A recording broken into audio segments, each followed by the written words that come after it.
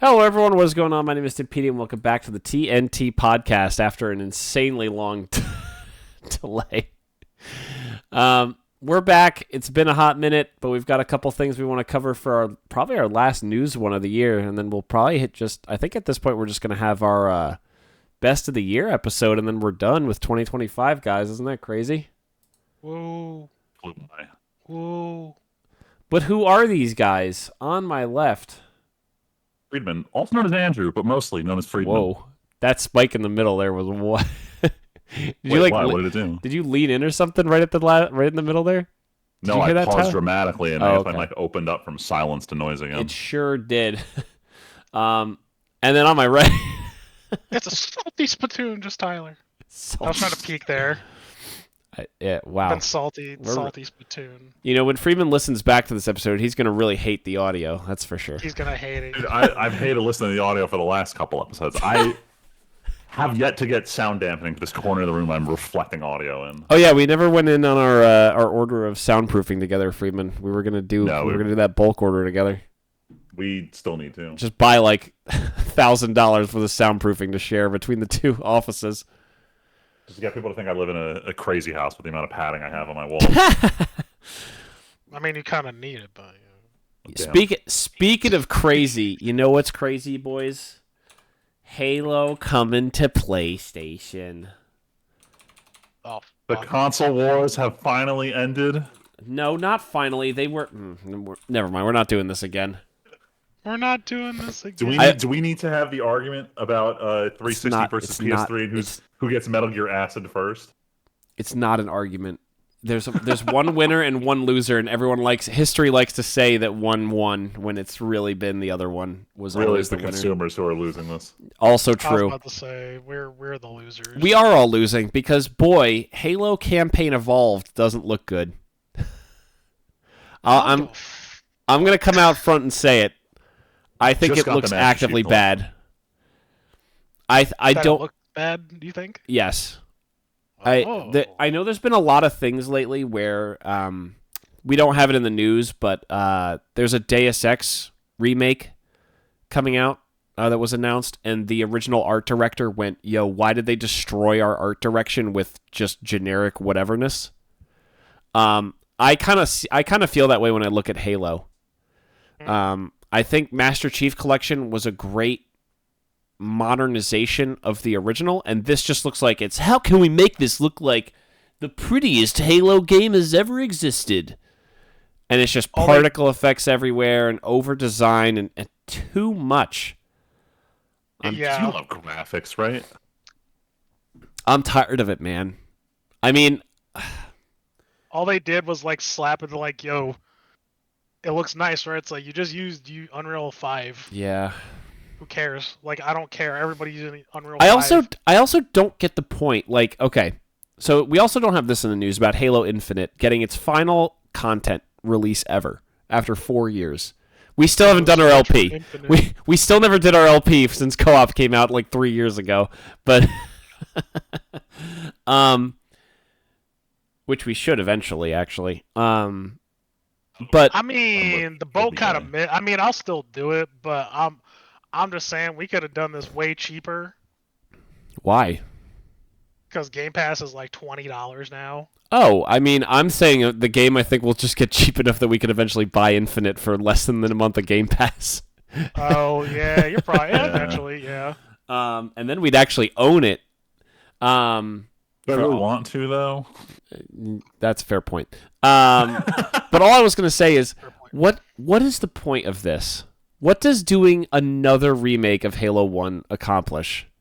Why not just do Master Chief Collection coming to PlayStation? 2 words. Member berries. But Master Chief Collection was just finished like a couple of years ago. Yeah. Remember how long that took? We need to spend money again. Remember how long we were doing LPs of Master Chief Collection as the games came out on PC? That took years. See, this is how you would have sold me. Right? This is how you would have sold me. Because my first answer, and Tim, you probably even remember this when we both asked each other about this. But I was like, how do you feel about this? And I said, we already got this. I don't need this. Yes, Now you know what we don't have? That would have sold me? Halo 3. Oh well, obviously. See, if they did Halo 3, I would be like, now we. Excuse me? Oh my God! Could you imagine a world where they said, "Hey, Master Chief Collection, coming to PlayStation. Also, when we get to Halo 3, PC, Xbox, PS3, Halo 3 remastered." That's what I'm saying. Instead, like replace Halo 3 in the MCC. Because all the money. I would have bought it. Nothing.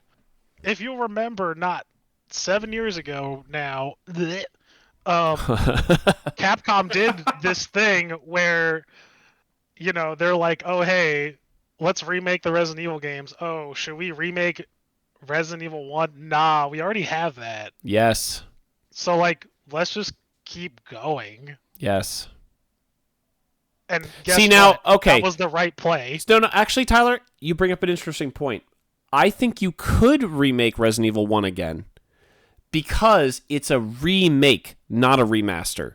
I think you can remaster one time. Like Resident Evil 2 remake is not just a remaster of the original Resident Evil 2. It's a wholly new game with the same bones but very different in a lot of ways. I would say. You've played it, so maybe you would argue differently. But I think like the third person over the back and everything is so different from the old tank control days. It's a remake.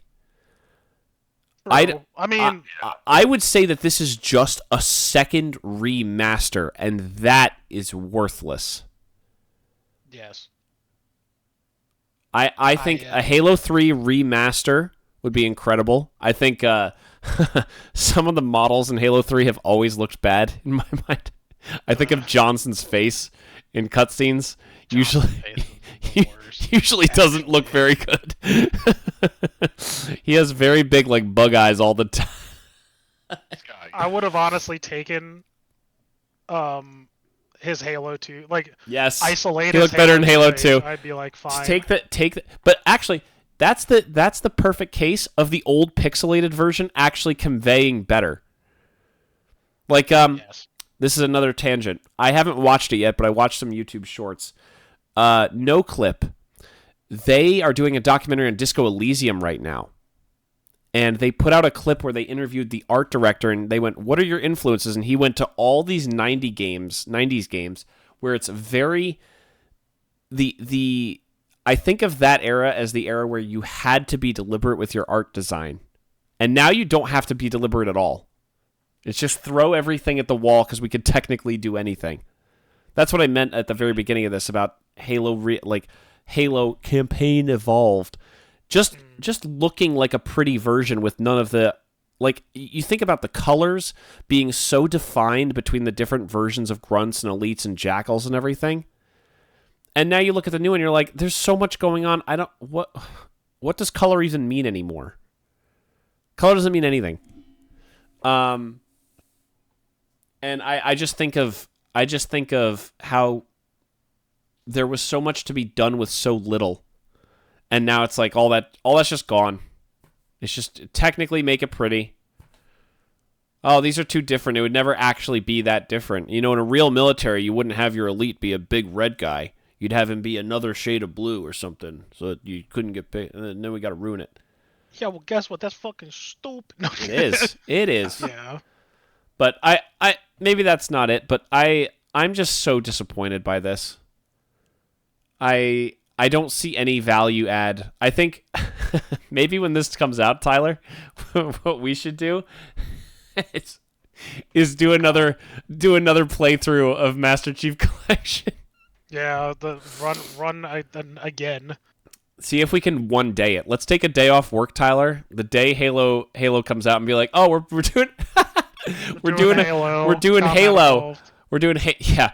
Hey, we're doing Halo Combat Evolved. Oh, are you guys playing it on PlayStation? No, we're playing it on PC. What? PC. It's not coming out on PC. Oh, well, we're playing the one from 20 years ago. The bop. The absolute bop. Let's spike that player count higher than Campaign Evolved's player count. Please. Yeah, But let's yeah. start the movement now. Start the movement. But yeah, don't expect an LP coming of Halo Campaign Evolved from us. Maybe if it's $10 in like 3 years when they realized, oops, this was a bad idea. Yeah. But why do we give a shit about Sonic 5? Who wrote this? So Sonic 4 is scheduled to come out March of next year. With decent turnaround from Sonic 3, because Sonic 3 came out Christmas of last year. I remember seeing it on Christmas Eve. I still kind of want to go see Sonic 3 at some point. Dude, the Sonic Adventure 2 movie was phenomenal. Go watch it. I did. Oh, but dear. I was so confused because I kept seeing headlines that didn't call this the movie Sonic 5. They kept saying the next Sonic movie will be coming out in 2028. And I'm sitting here like, Jesus Christ, they're going to spend 4 years between Sonic 3 and 4 only to read that every single article is referring to Sonic 5 as just the next Sonic movie, even though the actual next Sonic movie isn't out yet. So Sonic 4 is still happening early next year, with Sonic 5 confirmed for Christmas 28. Honestly, go ahead. The thing about this is, like, what's his name? Jim Carrey has almost effectively quit acting, and he said he just has fun doing the Sonic movie, so he's continuing. But he didn't seem like he was going to go beyond Sonic 3. So the question is he in Sonic 4? And even then, are we going to write Eggman out of the plot? Because I don't think he's signed on to just keep pumping out these movies at a pace that James Cameron and his Avatar franchise couldn't hope to beat. I'm gonna say something bold. I don't want to know if he's signed on. I would rather it be an actual surprise. We have so few surprises in big media these days. It would be kind of cool to not know if he's going to be in the movie. I open up anything related to Sonic. I expect Eggman to make an appearance. Yeah, so then that's the question. Will he be in there? I don't know. I would expect Eggman. Will he actually be there? Yeah, you know what? That's actually pretty true. I mean, I don't give a shit about Sonic, actually, but I actually like the two movies. Cool. I don't give a shit about Sonic. I'm flying for work the first week of the new year, and I kind of hope that eventually the flight to San Francisco for work is going to have Sonic 3 on it. I would happily watch that on a plane. I'd be shocked if it wasn't. I think that's how. That's how I watched the whole Knuckles show. That's how I watched. Remember, I came back from one of my trips and said I watched the Knuckles show too. Doesn't he go to a bar mitzvah or something in that season? Yes. We're getting clowned on because there's this Jewish undertone to the There's Knuckles a lot show. of it's not undertone, it's overtone. Main plot line? Main plot. Is it on a scale of 1 Attack on Titan, how Jewish is Is it on a scale of 1 to nobody wants this, how Jewish is? Oh my god. Damn. God damn. Let's see, what's some other scales? For context, listeners, for anyone who thinks that joke was anti-Semitic, there's a show on Netflix called Nobody Wants This that's about dating a rabbi, so it's not... Oh, yeah. God damn. I wasn't ready to know what I was getting at here. Nope, never heard of that.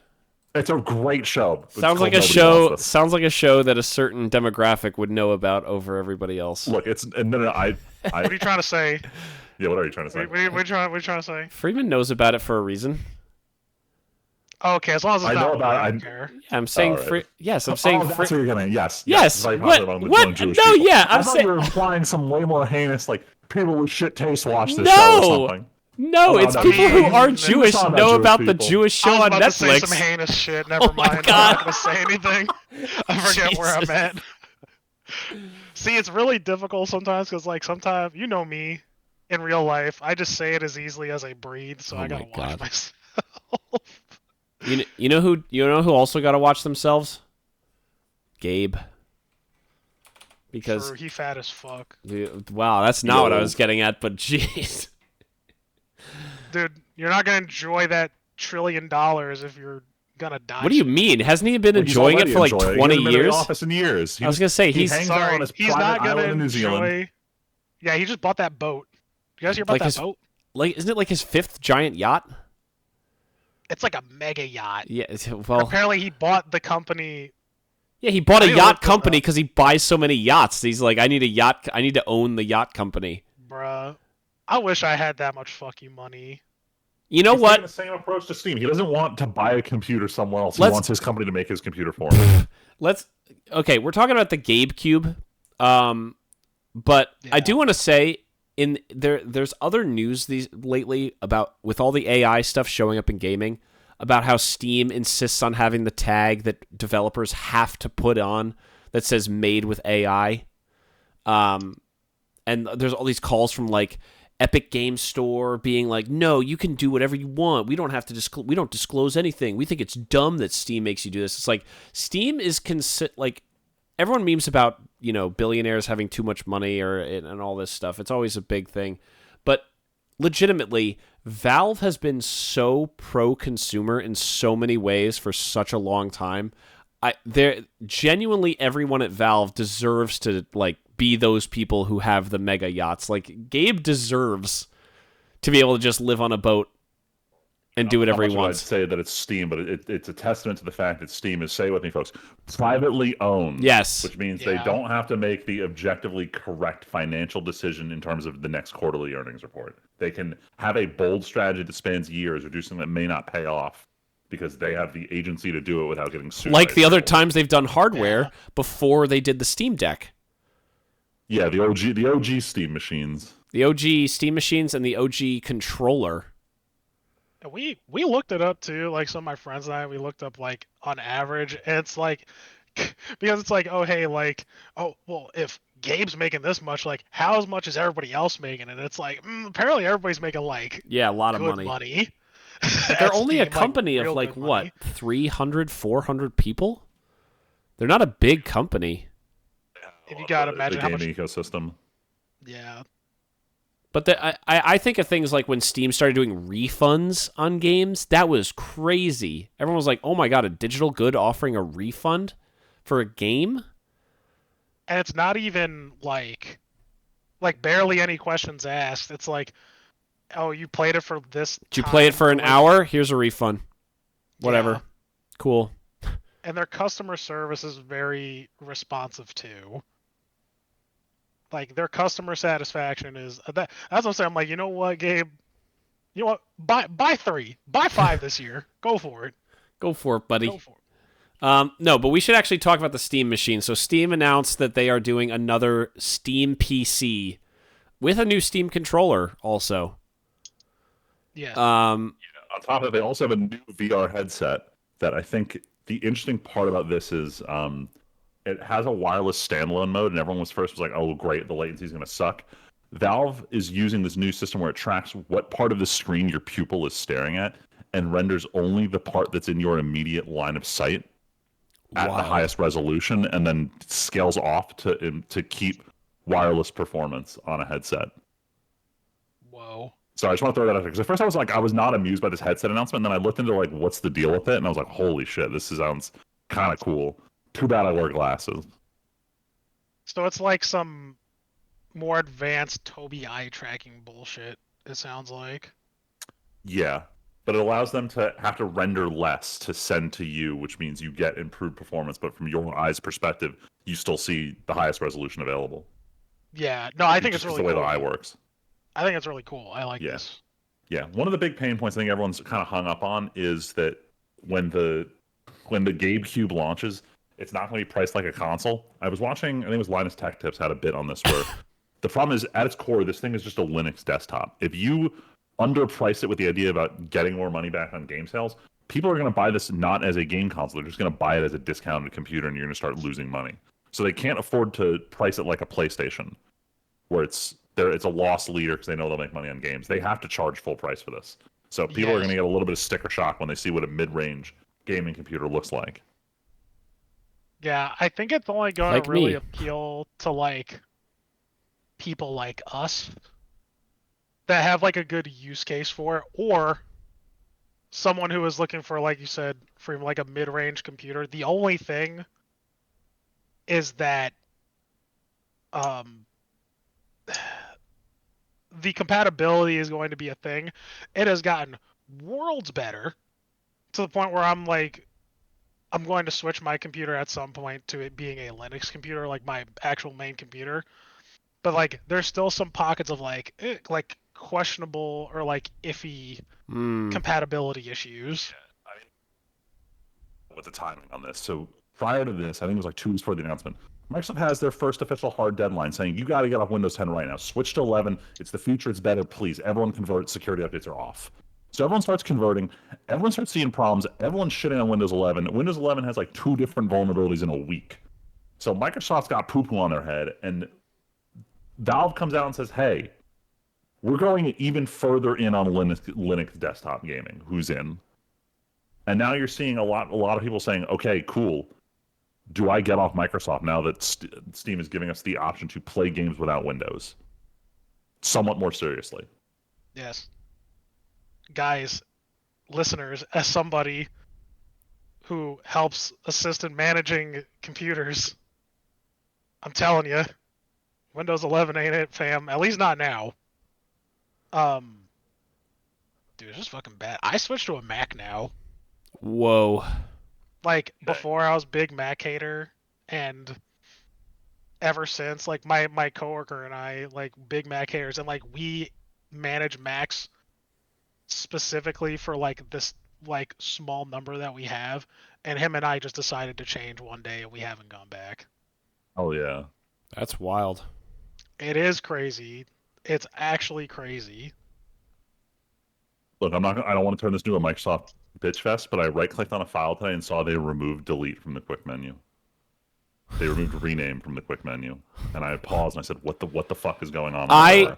So are you sure they didn't delete it and they just switched it out with a fucking icon like they did everything else? I don't think they did, because I had to do the show more options to see cut, copy. Can I just say legitimately, I hate so much on 11 at work. Just let me make the menu be the full menu all the time. Yes. Yeah, don't give me a second button press. Don't make me give me a user account control. Like, there's not even a button to say, no, I'm not a moron. I need more commands than this. Because you know what? The cloud service we use at work for our file sharing, that's all under the show more options. So if I need to do any kind of cloud related thing, I always have to click that button. But if the menu is just there, I'd be fine. Dude. Microsoft, what are you doing, man? Yeah, this blows. AI. You need GitHub Copilot. Not even. You just need Copilot. You just need Copilot. You just need swear Copilot. It's not going to give you any sort of issues. Speaking of Halo, remember when it was called Cortana? It's bad. Remember they were like, we're going to go with Cortana. And they were like, oh shit. I don't know why they didn't keep it Cortana, because like it's now an AI, ain't it? Yes. Or something. Same number of syllables as Copilot. So you're not saving anything there, even though it's a shorter looking word. I'll give you the exact reason. A C-suite guy will go, what's a Cortana? But a Copilot, I know a Copilot is supposed to help me. Yeah. It's supposed to make you feel good. Congratulations, I just ruined it. Because a Cortana was definitely some marketing thing. Yes, someone in marketing had a good idea, and then someone at the C-suite went, no. No, I'm saying data the phrase, shows what the fuck is a Cortana definitely came out of the marketing department when they're like, how do we sell this product? Oh yeah, some guy who earns like a couple $1 million a year said, what the fuck is a Cortana, and changed the course of history. Cortana. All right, what else? To close the book, GabeCube. GabeCube. It'll be great to recommend to someone who's like, it's weird because I don't know if you recommend to someone who doesn't have a Steam library versus someone who has a Steam library and says, hey man, do you really want to switch to /PlayStation 6, or do you just want to play the same games on this computer that you can hook to your TV and not to think twice about it? I think it's I think the use case, I think honestly we're like, it's so silly to talk about anything about console wars. Everyone's so locked in. We have Nintendo, we have Sony, and we have PC. And I don't think this is going to cross any boundaries. I think, like Tyler said, this is going to mostly be interesting for IT guys who have more money than they need, and they buy it to tinker around with and immediately rip the Steam OS out of and test out and do all their things with it. I would consider it, but I need to know how much software I can move to Linux. That's the only reason I'm still on Windows. I would consider it, actually, because I have a big Steam library, and I wouldn't mind buying a pre-made PC from a company that, frankly, I would trust, like Steam. In a further effort to get Microsoft completely out of the equation, there were, I don't know if it's rumors or leaks going on, but basically the compatibility layer for Android running on SteamOS was shown off today, meaning you'd have access to all of your Android apps. And we're at the point where Microsoft's entire suite of applications is available on Android. look, not gonna lie, if I could use Word, like I think of OBS for recording. I think of VLC and stuff, and that there's not a lot of software. Can confirm VLC works. Yep, I'm sure it does. VLC I would have assumed. I'm just naming off software. But these days I'm not doing heavy editing for videos anymore. I'd be curious if Cockatrice, our magic software, works, Friedman, on Linux. I would assume it does because it's hosted seems on... super simple. There's no way it's. Is Cockatrice a web-based application? No, it's a desktop. But application. it's hosted on GitHub, so I just assume anything hosted on GitHub works on Linux. Not necessarily. Okay. I'm just saying there's not a lot of software. That's also a thing I could work around. I'm just saying if the games on Steam all work on the Steam PC, that's like 90% of the software I'm using on my computer that's not Discord, I guess. Or Chrome. And hell, Chrome, you can run Word in Chrome. So if Chrome runs on Linux, I can just use Word in Chrome. Yeah, just do the Microsoft version of G Suite. What? All right, let's move. So the Google Suite, their version of Word, Excel, PowerPoint, it's all web accessible. Well, I pay for OneDrive is like the Microsoft Now version of the web only. Like, because Google doesn't have a desktop version, so Windows is moving to how do we be web based like Google? I pay for Office 365. That's all I'm saying. But I usually open it through Chrome and everything. So anyway, I'm using the show notes on OneDrive, but I don't actually have Word installed on this computer anymore. I do, but I'm also opening it through OneDrive. Black Friday. Black Friday was last week. Did you guys buy anything? So I bought two things exactly. I had been eyeballing, for context here, I love the Bose Quiet Comfort Bluetooth noise canceling headphones. And something about the last version, because I have the version from like 6-7 years ago, something about them broke compatibility with Mac, and I can't get audio to go through them. So it's super annoying. I've been looking to change them out because they still use micro USB, and I want everything in my life to be USB-C. So I think normally they're like $300, $350. Prime had them down sub $200. I went to Costco. Costco had them under $150. So I ended up getting the new ones there. And then outside of that, the only thing I bought was, are you guys familiar with the movie Dogma? Yes. I think I've heard of it. Yeah, so there was no legal way to watch it for forever, and I haven't seen it in so long, but they finally have the rights and are doing a Blu-ray release. So I snagged the Blu-ray for like slightly off for pre-order. But other than that, I didn't buy anything on Black Friday. What did I get? Oh, I got a carrying case for my minis. Oh, nice. Oh, nice. Yeah, are we talking like Seto Kaiba steel case or what? Pretty much. I should send you guys the picture of it. So it comes with like basically baking trays. And you can just slot them into the case, and you magnetize the minis. So you just stick them to it, and they don't go anywhere. Nice. Like, you could DIY it technically, but like I didn't feel like going through the rigmarole of like finding the right size everything, and it was at a decent price, so I got it. Only thing I bought was Freeman will get this. I actually treated myself to 2 magic cards that are not for decks. I bought 2 more inventions for the collection, Freeman. Oh, hell yeah. They're both under $100, so they're not the expensive ones I'm missing, but I was like, I'll treat myself to 2 of these with some TCG Player cashback money.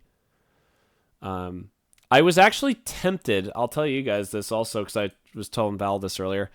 For Black Friday and Cyber Monday, Amazon had a really good deal. They have this thing, the Kindle Scribe. Have you guys seen this thing? Yes. Yeah. It's like it has like writing capabilities in addition to like the normal Kindle Paperwhite stuff, right? Yeah, I was really tempted to try one. There was a company I saw like Remarkable a year or 2 ago that first did this, and then I guess Amazon's now basically ripping off that idea and doing it with Kindle. They had like $100+ off a Scribe yesterday for Cyber Monday, and I was tempted to pick it up because I do want to try to get a new Kindle for reading. It's obviously very big, but I wouldn't mind having a really big thing to read off of. But also to do like notes and things like that, I think would be really fun. But I missed the deal, so now it's back up to $500, and I'm like, not doing it anymore. Oof. I will say, as someone who got to play with a Remarkable, that's pretty good.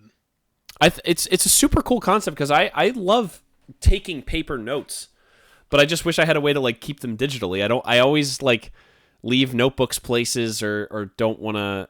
I don't want to do like the what's it called, like the touch pens for like phone and things like that. They're never responsive. I always loved the responsiveness of the Kindle screen because of the e-ink stuff. So I thought it would be really cool. So real quick tangent, because the what's the term for it? The retro emulation community is kind of up in arms about this. Is we're in the era of everyone releasing dual screen touch devices, but the problem is the kind of touch screens that were on the Nintendo DS were very responsive to actual physical input. And now that we use capacitive, everyone is struggling to recreate the feel of using an actual stylus, because you have to either be in double the refresh rate to pull correctly, or you need a different kind of touchscreen they don't make anymore. So they're releasing a bunch of these devices, and everyone's like, dang, this is a shit experience because we have air quotes, better touchscreens now. Yo, the DS touchscreen was pretty fucking lit, though, I'm not gonna lie. The problem is it wasn't lit, like backlit enough. It's a very dim display, but yeah, those This is also true, but I would still play the shit out of that. Yeah, I think the general consensus among most people here is if you can deal with the screens looking a little worse, then original DS or DS Lite hacked is better than anything you can buy on the emulation market right now. Actually, I need to turn on my 3DS. It's been a... Yeah, make sure that battery's not a little too spicy. Yeah. For some reason, my PSP batteries always end up spicy. Yeah. Before we go on to the next thing, I just want to say I'm sad. Headline popped up on my phone that Endless Waltz is getting a special edition, including for the 30th anniversary, 4K Ultra Blu-ray. Damn, I still haven't removed the seal from my current Blu-ray collection of this franchise. Yeah, no, I know that's fine. And this actually includes that 30th anniversary video that I keep rewatching. But also it comes with the headline, all 10 Dolby, what was it? All 10 Dolby something theaters in Japan are also going to be rescreening Endless Waltz. And I'm just so mad because we only had the one theater in like the heart of Brooklyn showing Endless Waltz when the anniversary stuff was happening in the States, and it was the frickin' sub, not the dub. I'm just still so salty. Hear me out here. I'm not sure if AMC does it, because they still let you rent theaters for watching. You can't just bring your own Blu-ray? No. It was always imagine. No, because Freeman, don't you remember? We actually as a group jokingly looked at this during COVID. It was only like $200 to rent a theater or something. Yes, and we were like, we should do this, but they had a list of movies you could pick, and there was only like, I think maybe Jaws or something was on there, and that was it. Oh, there was not a solid list of movies that you could pick from. It was we all because I remember we talked about this probably when you were over at Val's family's house, Tyler. I remember planning this and trying to figure something out. But... I do remember this. I think there's just too many things out right now that they're doing this, but I wonder if they are doing it. That'd be really funny. But you know what's not funny? Yeah, this is super random. Tell me to not download Destiny. Don't, 2. Tyler. Your group's going to be onto a new game like 2 weeks later. It's fine. Just ride it out. Revan mask though, Tim? Tyler, I don't care. Do you see it though? No, I actually never did. I actually never did. Look in the chat or the general text. Oh, chat. you posted already. I did post it. They're trying really motherfucking hard. Okay, is this actually it's a really cheap attempt? Let me legitimately. Another podcast I listened to was talking about this. Is this a crossover with Star Wars, or are they just really ripping it off? They're really ripping it off. Tyler, don't support it. They're 100% ripping it off. I mean, it's so blatant. Destiny 2 is not a good game. Destiny 2 is not a good game. There you go. You know what? It was actually not a good game. I feel like I've heard that the gunplay in Destiny 2 is pretty good. I mean, it's still when Bungie was good is when they developed Destiny. It fell the fuck off. Look, I say this as someone who played exactly 48 minutes of Destiny 2. And knows the number. You're right. This is coming from somebody, aka me, who has played probably 50 hours of Destiny 2, which is like nothing compared to the hundreds of hours I probably dumped into Destiny 1. But yeah, I was like, I saw the trailer for it because I saw in the thumbnail, right? On my Steam updates for my games, like they had a fucking lightsaber. I was like, what do you mean? Wait, there's a lightsaber? no, Tyler, hold on. Let's back it up. No, because I'm just reading an article. This is licensed from Star Wars. Wait, actually, I didn't see that. I just looked at the fucking trailer. I'm gonna read from Forbes right now. Oh no. Where's the line? Sorry, I was just reading it. For the first time, we are seeing a licensed Star Wars expansion that does not actually feature Star Wars 1-to-1. It is a Destiny story canon to that ongoing universe, drawing heavily on Star Wars visuals, equipment, and sounds, but it is not a Star Wars game. In order not to be an unlicensed ripoff, it did need the license, and it was made in partnership with Lucasfilm. That's insane. This is so insane. Why? Unheard of. Why? Why do this? I don't know. I'm glad I brought this up because this was just trying to convince me to not. How does this not? Tell me, please. How does this not dilute Star Wars by licensing knockoffs? It does dilute Star Wars. Oh, thank you. I'm glad. Wait, are they implying that it does? It doesn't. It's not dilute's not the right word. It doesn't overburden Star Wars with new shit that you need to know or have because it's not technically related. It's just inspired by. But I don't know. But this is one of those things where it's like if you're in the game, you know what it is. But like, is the marketing straight up just like this is Destiny 2 Star Wars? Yes, this is Destiny 2. This is a so. Destiny 2 skin. We took Star Wars, we ripped all the Empire and Rebellion and everything off of it, and then changed it 5%, and now it's Destiny. But Yeah. Lucasfilm said it was okay. Like Freeman, if you look at the thumbnail I put in for the promotional, I mean, you can definitely tell the imagery, like the foreground imagery, is New Hope, right? But you see the guy in the back left. That's Revan. That's fucking Revan. I'm like, excuse me. There's Malik behind him. Hold on, it could also be. He's holding a holocron. It could also be Oh, Thor, he's holding it's a just holocron. Vague. Look at that! Or, Look at that! Tron. Jabba's It's just palace Vague. right in the middle. Jabba's palace. There's TIE fighters and an X-wing. There's not Kylo Ren in the foreground. Yeah, it's not Kylo Ren. It's actually not Revan. It's actually. Bilo Ben. Yeah, dude. It's Rarth Devon. Rarth Devon. Right. Fucking Rarth Devon. This is stupid. What a weird. I want to play it because, like, you know, it's a basically build your own like character game, right? I just want to be like, oh, you love. Spoiler for. Oh God. Fucking Knights of the Old Republic. It's like, oh, you were Darth Devon. Darth Devon the entire Rarth Devon. Oh my God, he took the mask off. He was Rarth Devon all along.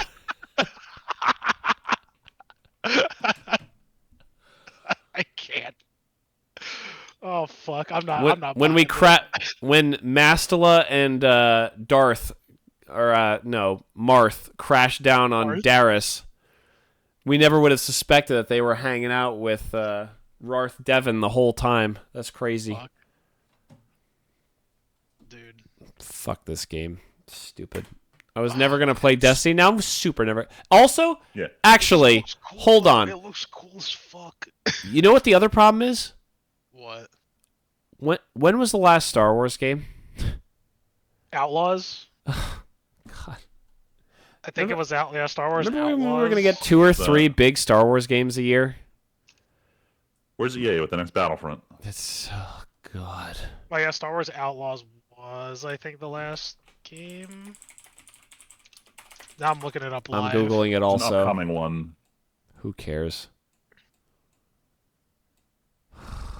God. Yeah, Star it Wars was Zero just- Company is coming out in 2026. Oh god. What the fuck is Zero? Whatever. Oh, we still have the KOTOR remake. Bullshit. We ain't ever getting that bullshit, Bullshit. bro. Never. Don't even fuck with me, bro. What an actual liar.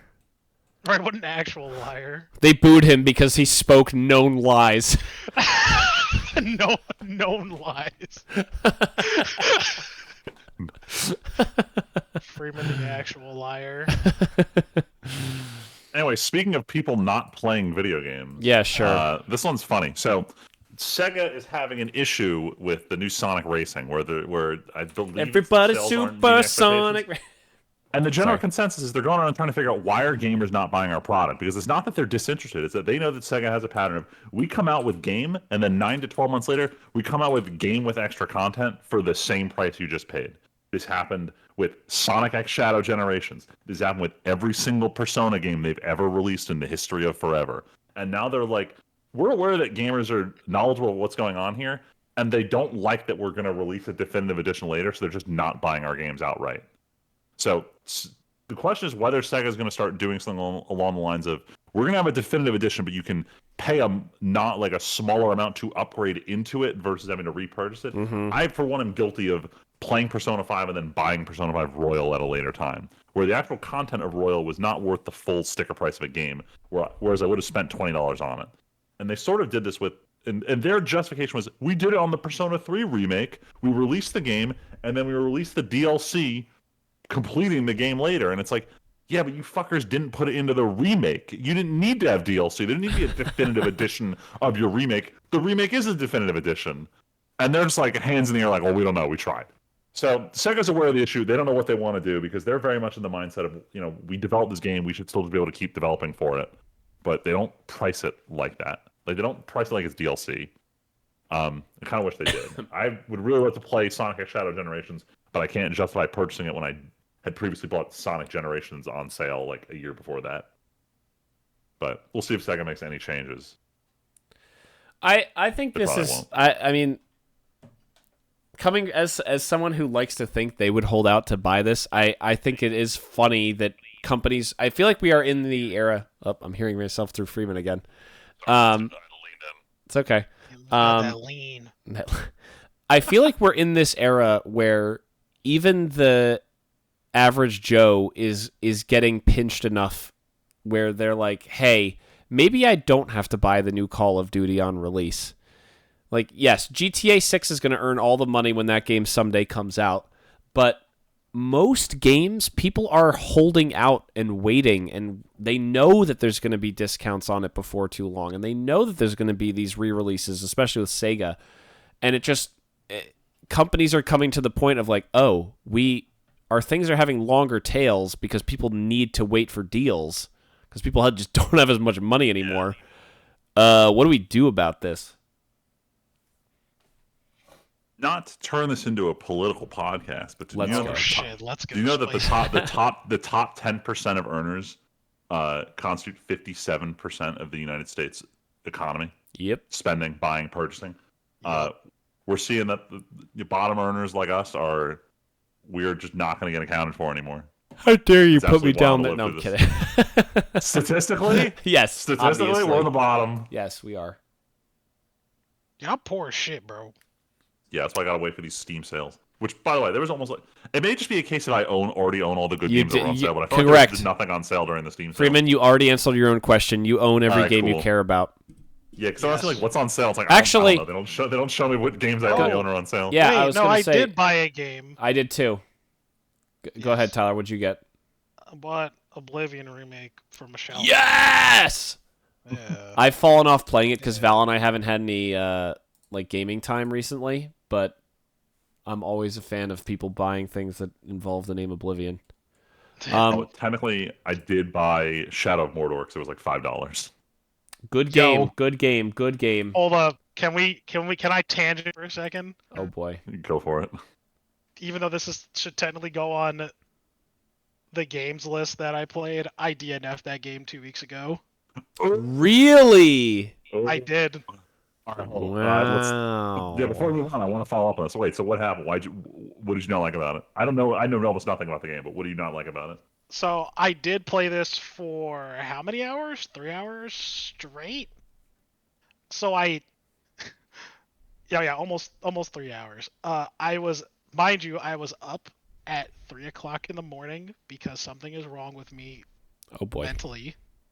But I played it and I was like, you know what? Let's give this bitch a try. It just felt very dated and the combat in some ways felt very it didn't feel smooth. It didn't feel smooth in that there's stuff that got improved in later games of games with a similar combat system. And I just kind of thought it was whatever. The thing that I did like about it though was the Nemesis system. The Nemesis system bit is really fucking cool, and it's really funny. And it's really pathetic that that's trademarked. Yeah. Freeman, I would say I really enjoy it a lot. I think, Tyler, have you played a lot of games with the Batman Arkham style combat? Yes. Okay, that's the problem then. It's like playing too many Far Cry games. This is a case, Freeman, where this is very much the press X to counter, press X to counter, press stealth around, snipe some guys, then press X to counter when you're fighting. Yeah. Which I enjoy the gameplay a few times. I mean, that's why hell, playing Ghost of Tsushima was amazing earlier the year for me. And that game, you could argue, is also very much in that stealth and Batman combat system still. It is. Yeah, it is. I do argue that there's some other interesting bits to that. There's more nuance to the combat than just countering. Sure. No. And that's why, Tyler, you heard me raving about how playing it on realistic was the best way to play it, because that was this challenging refresh to that type of gameplay that I felt like I so desperately wanted. But anyway, let's go. I also bought some games. I actually bought 2 Star Wars games. Star Wars Squadrons was $5. And I was like, whatever, I've wanted to play a flying sim. Let's see if it's any good. And then I finally bought the Star Wars Bounty Hunter remake on PC. It wasn't even on sale, but it was only $20, and I've been meaning to LP this game for a while. I think it might be my next LP. I might take a break from Forces of Corruption for a little while. I never played this as a kid, and because it was on PlayStation, I didn't have one. I know there might have been some issues with the remake. I couldn't remember, and I tweeted about it, but no one answered me. But I do want to finally play Bounty Hunter. I'm very curious to try it out myself. So, that's look to that coming. But yeah, I bought both of those games because I'd like to LP both of those. That reminds me, I want to play Republic Commando still. Yes, please, God, do that. That is a short, great game. I thought that was going to be on sale, and it was not. Oh, it's on GOG for $5. I should just buy this. Just do it right now. Don't even wait. So yeah, Sega Definitive Edition. So basically, here's the thing, though. Stuff, even though we want to sell it to you twice. So here's the thing, though. That's actually funny about the conversation we just had. We are talking about the fact that I bought a game that's 20 years old, or probably 25 years old almost, a game that's probably over 3 years old for Squadrons. Tyler, you DNF'd a game that is 8 or 9 years old, and Freeman, you picked it up. And the closest we had out of this discussion we just had was me saying Ghost of Tsushima, which literally did the Sega remake or director's cut edition now on a different console, but did the definitive edition coming out later that was slightly expanded and better. Yes. So we just summed it all up. Let's go to Japan. That's right. It's time. I'll have to turn off my sound dampening because it's in the sound box. It's time for the Weeb shit. It's super light stuff here. We're mid-season, yada yada yada. Next season, hold on. In spite of us not doing the podcast for almost 6 weeks, we went from the beginning of the season to now we are a few weeks from the season ending, but the next season has already been so stacked for so long. Most of the announcements are for later 2026, and we already know that next season is going to be a heater. So, yeah, can't risk picking up any more shows. And I unfortunately started Gachiactus. I got to follow through on that in 4 weeks and get that out of the way. Oh no! Anyway, why'd you do that? Super duper light news. First and foremost, this one has me a little annoyed. So, everyone doesn't know what this is. In Japan, there's a store run by Bandai. They sell all Gundam stuff, and they have a shit ton of exclusives. It's called the Gundam Base. And this year they did this American tour, where they went from city to city doing pop-up stores. They even had one at the American Dream Mall, which I found out about secondhand. I was like pissed that I missed it. But they announced that they are opening a permanent location in Chicago. Why Chicago? I have zero clue, but it means that we have the potential for more permanent Gundam stores with exclusive kits in the future. Not going to Chicago just for this shit. But if it was in New York, I definitely would. Next one. This one I heard from Tim. I woke up and saw an announcement I didn't think I'd see this decade. But the Saga of Tanya the Evil Season 2, a show that was previously rumored to be releasing. No, was announced years ago. Yeah, it was previously rumored to be releasing at some point, but it was radio silent for years. Yes. No, it wasn't a rumor, though. It was officially said to be in production. Yes, it was officially in production, but rumored to be releasing. Oh, okay. What I'm getting is we had no fucking clue when this was going to happen, because it got announced and then went radio silent. And the last time I saw anything do this, it was the Yuri on Ice movie, which got canceled. Yes. So having the opposite of a cancellation announcement, and in fact getting a trailer with a 2026 date, is crazy. And it just reminds me that I need to watch the movie. We need to watch the movie. Yeah, that will be happening sooner rather than later. But I'm excited to see. We've already watched the movie. We've been watching Isekai Quartet this whole time since Tanya ended. So we've already seen. All right, so Tyler, I don't know if we've complained to you about this, but we need listeners to understand this little mini rant here. So Isekai Quartet started it's just with 4 funny. franchises, It's not with Saga of Tanya Evil having objectively the worst characters to include in the style of show. Since Isekai Quartet Season 1 ended, so many giant isekais have taken over that they've started incorporating them into the show as additional characters. But like, it's becoming more and more obvious with each passing season that Hanya is the weakest link out of the quartet. Damn. None of the side characters, like all the side characters, they all constantly have one-liners about how they're just here to fill out the cast list. Well, it's to be fair, it's also because they have the least material by far, even when the show started. Yes, they pick like random jobbers from their team, and they're putting them on the same like position as like as Ren Ainz from ReZero, or every one of Ainz's members. Everyone from. Look at that, Tyler. You even had it. Yep. Tyler can see. 10 hours played 7 years ago.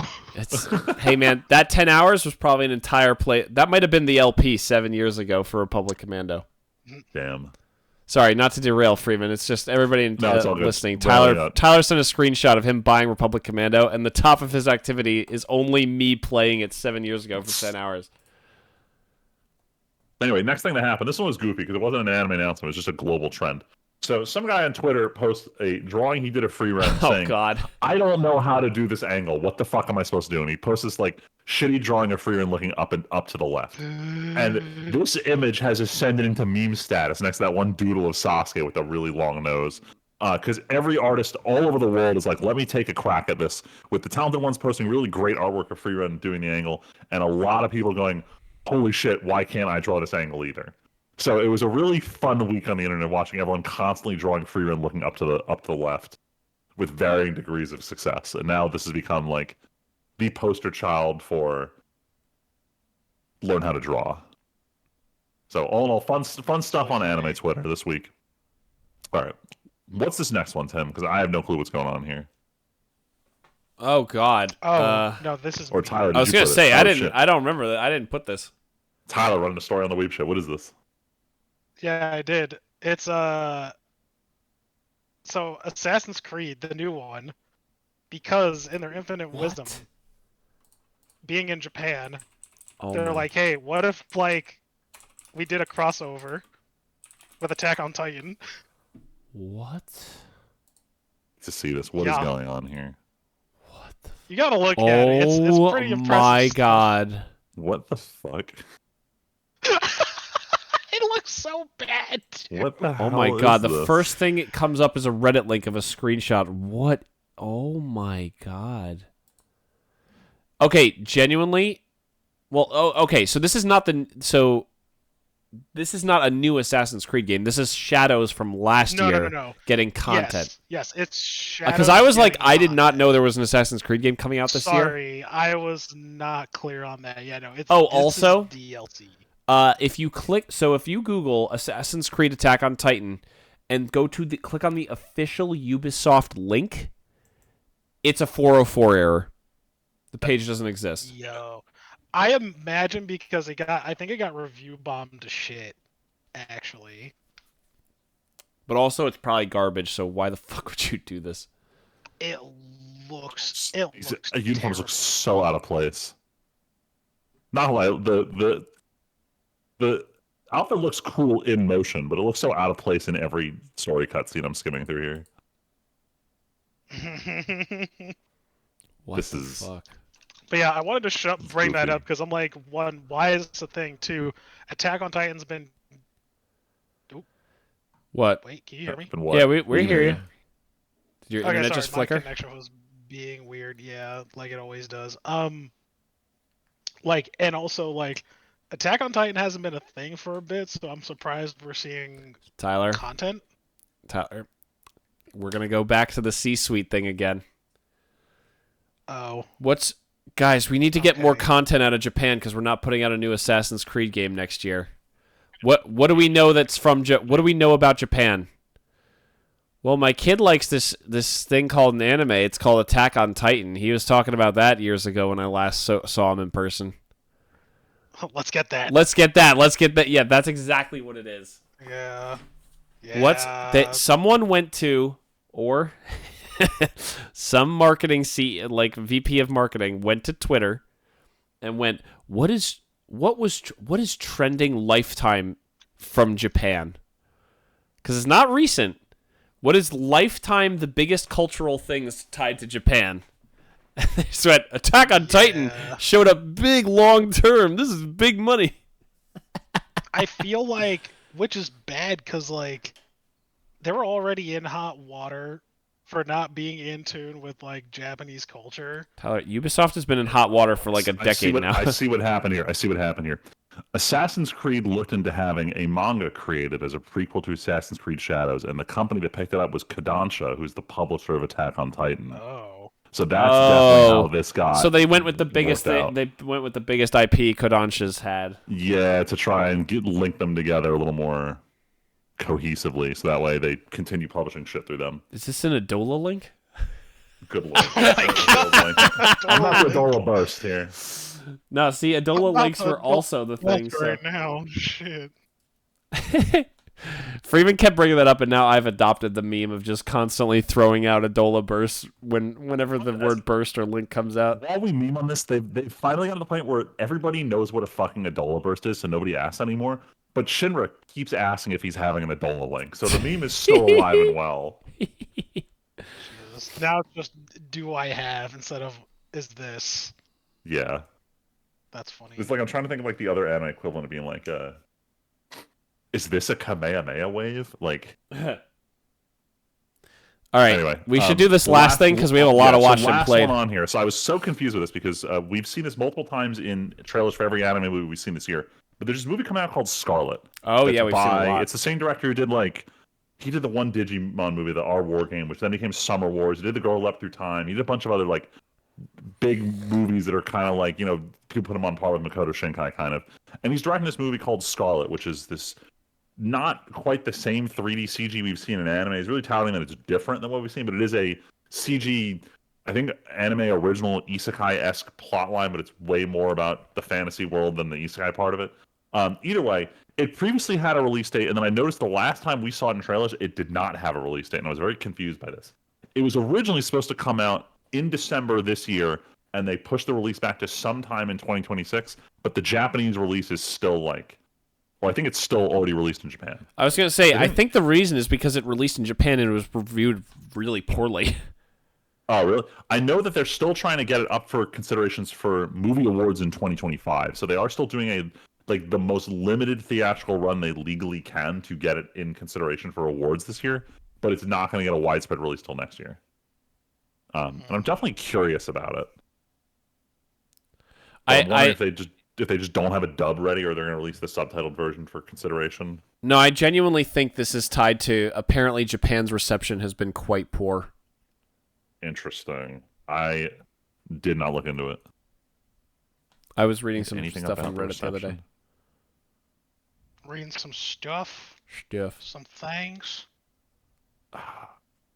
There's like one review out. I gotta look in more and see if it's worth it. But I'm curious about this movie. Oh my God, we forgot Magic news. That's actually a big deal and worth talking about. No, it's too late. We already talked about something first. We can't talk about this. No, Yeah, Anyway, before we go back, that's it for the Weeb shit. yeah, we got one more news story. This is actually super relevant, and Tyler can provide input on this one. So, Oh yeah. it's also related to Monster Hunter. So, Yeah. we have been getting in the Magic world. We're not going to go into most of it. Avatar came out. It seems like it's a hit. There have been 1.5 million secret layers coming out all over the place. Yada, yada, yada. Money, money, money. In the span of like a week, there was an announcement of there was a leak, then an announcement, then a release of a Monster Hunter secret layer. 4 layers, four batches of cards that are all reskins. They use what Godzilla did many years ago, which is to put the name of the character on the top and then in the parentheses underneath go what actual card it is. They've been moving away from that tech, but this was all that. So it was effectively just reskins. If you ask Freeman or anyone online, the cards they picked were bad, and it was just not interesting. It was basically buy reskins of bad cards with Monster Hunter art on them, and also not even the best Monster Hunter things you'd want to see on a card. It was a mismatch. The cards were bad, and there was no equipment. There were hardly any references. They picked just like random ass warriors to just be the players, and it's like, why the fuck were any of these picked?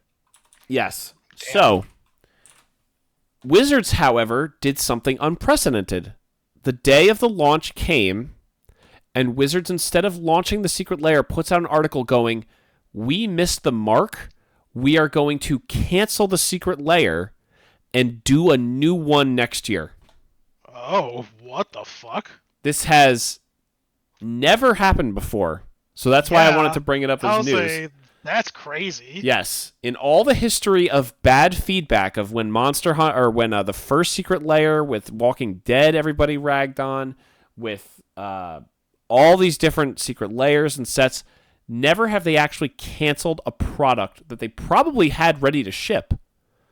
They had to with the new model. With the new model, they should have been shipping like within a week. So this is kind of crazy. I wonder if part of it is that this isn't just about Magic. This is about Monster Hunter's IP, and Capcom went, whoa, whoa, whoa. You're not associating our IP with all this negativity on the internet, are you? You better redo this. On top of that, they also typoed a card name. Yes, Really? they did. That's right. Yeah. So I think the village from Monster Hunter 1 through 4 is it's like Kotoko, and they spelled it Kokodo. So it's a one syllable mix up, but it is a big miss. When there's only 20 cards to worry about. Yeah. So it's honestly pretty crazy that they actually went out of their way to cancel this thing. That's never happened before. But honestly, look, Wizards is just in the money game right now. Okay, everything they do is for money. We didn't talk about how the CEO of Hasbro said that they expect a set next year to beat Final Fantasy numbers, or maybe that was in the last podcast. I don't remember. Fucking the Star Trek set, Oh yeah, no. Did we not talk about this? Maybe we didn't. Yeah, No, we I don't didn't. recall that. Yeah, That's insane. They announced the slate of sets for next year, and the CEO of Hasbro says we expect one set to beat Final Fantasy next year, out of Star Trek, The Hobbit, Teenage Mutant Ninja Turtles, Lorwyn, Strixhaven, and Freeman Help. I can't remember the sixth one. I almost had it. TMNT, Strixhaven, another Marvel set, which Marvel Superheroes. Thank you. Which we are Marvel? apparently getting which we're apparently going to start getting spoilers for, or some like early preview spoilers tomorrow or this week. Motherfucker, we were 4 sets away from this shit, and they want to start spoilers. Yes. They'll do the early get hype stuff. But yes, so friendly reminder, the CEO of Hasbro is not the marketing executive over at Wizards of the Coast. Friendly reminder to everybody. Yes, but just to show that Wizards is the money for Hasbro right now, because everything else is dying. So, yes, to Really, roll it's this dying, back. even though what's it called? D&D is still a thing. Sorry, Wizards of the Hasbro. Coast makes Wizards like 80%. Okay, It's like bad. 80% of Hasbro's total revenue or something. Total profit or whatever. Total Yeah. like in the subdivision in the green is only Wizards of the Coast. I don't know what the exact thing is. But yeah, so they're printing money with Universes Beyond. So for them to run this back, I think it has to be their hype was low. There were these criticisms, and Capcom probably stepped in and said, "You can't do this." I have to imagine there was some panicked phone call. I'm pulling up the wording. It was the VP of Investor Relations said that one of the upcoming sets has the genuine potential to rival the sheer popularity and sales fervor of the game's current best-selling of all-time set, Final Fantasy. So he didn't say it'll beat. He said one set has the potential to match. I want to know what set that is. It has to be Marvel superheroes.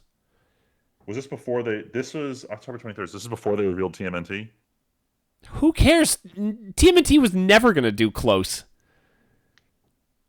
TMNT, I think, will do as bad or worse than Spider-Man. I don't think there's this massive love of TMNT. Not enough poor people. Yeah, Damn, the thing is I'd put it this way.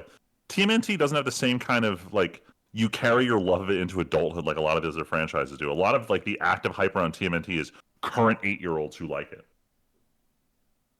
It's very much a kids franchise that kids like as opposed to a kids franchise that kids grew up and became adults with expendable income. It's already getting late, and we still have all the watched and played to get through. I just wanted to talk about it because this is a wild thing to happen. I'm genuinely curious, though, if this means they go back to the drawing board and not only recommission new art, also make new design cards. I think that was one of the biggest complaints was people. Now that we're in the age of mechanically unique secret layers, I think people expect, hey, if I'm going to buy a Rathalos, I don't want it to just be a reskin. I want to buy Rathalos. So I think that's what we're going to get. I think Freeman, in about 6 to 9 months, you're going to be able to order your Monster Hunter unique cards, and we'll see what they look like. But now we can go to the watch. We'll get some real Monster Hunter shit, but at the same time, I wanted that one Rathalos card because I actually play it in a deck. I wonder if it's ever going to leak out.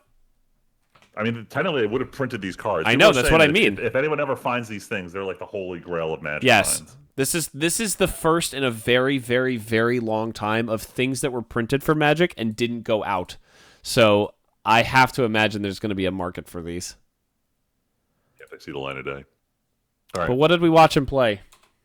So I think I have a monopoly on the shows section. Sure you do. So I finished 2 live action shows this month. The first one I finished last night. It's called Department Q on Netflix. This is a Scottish show.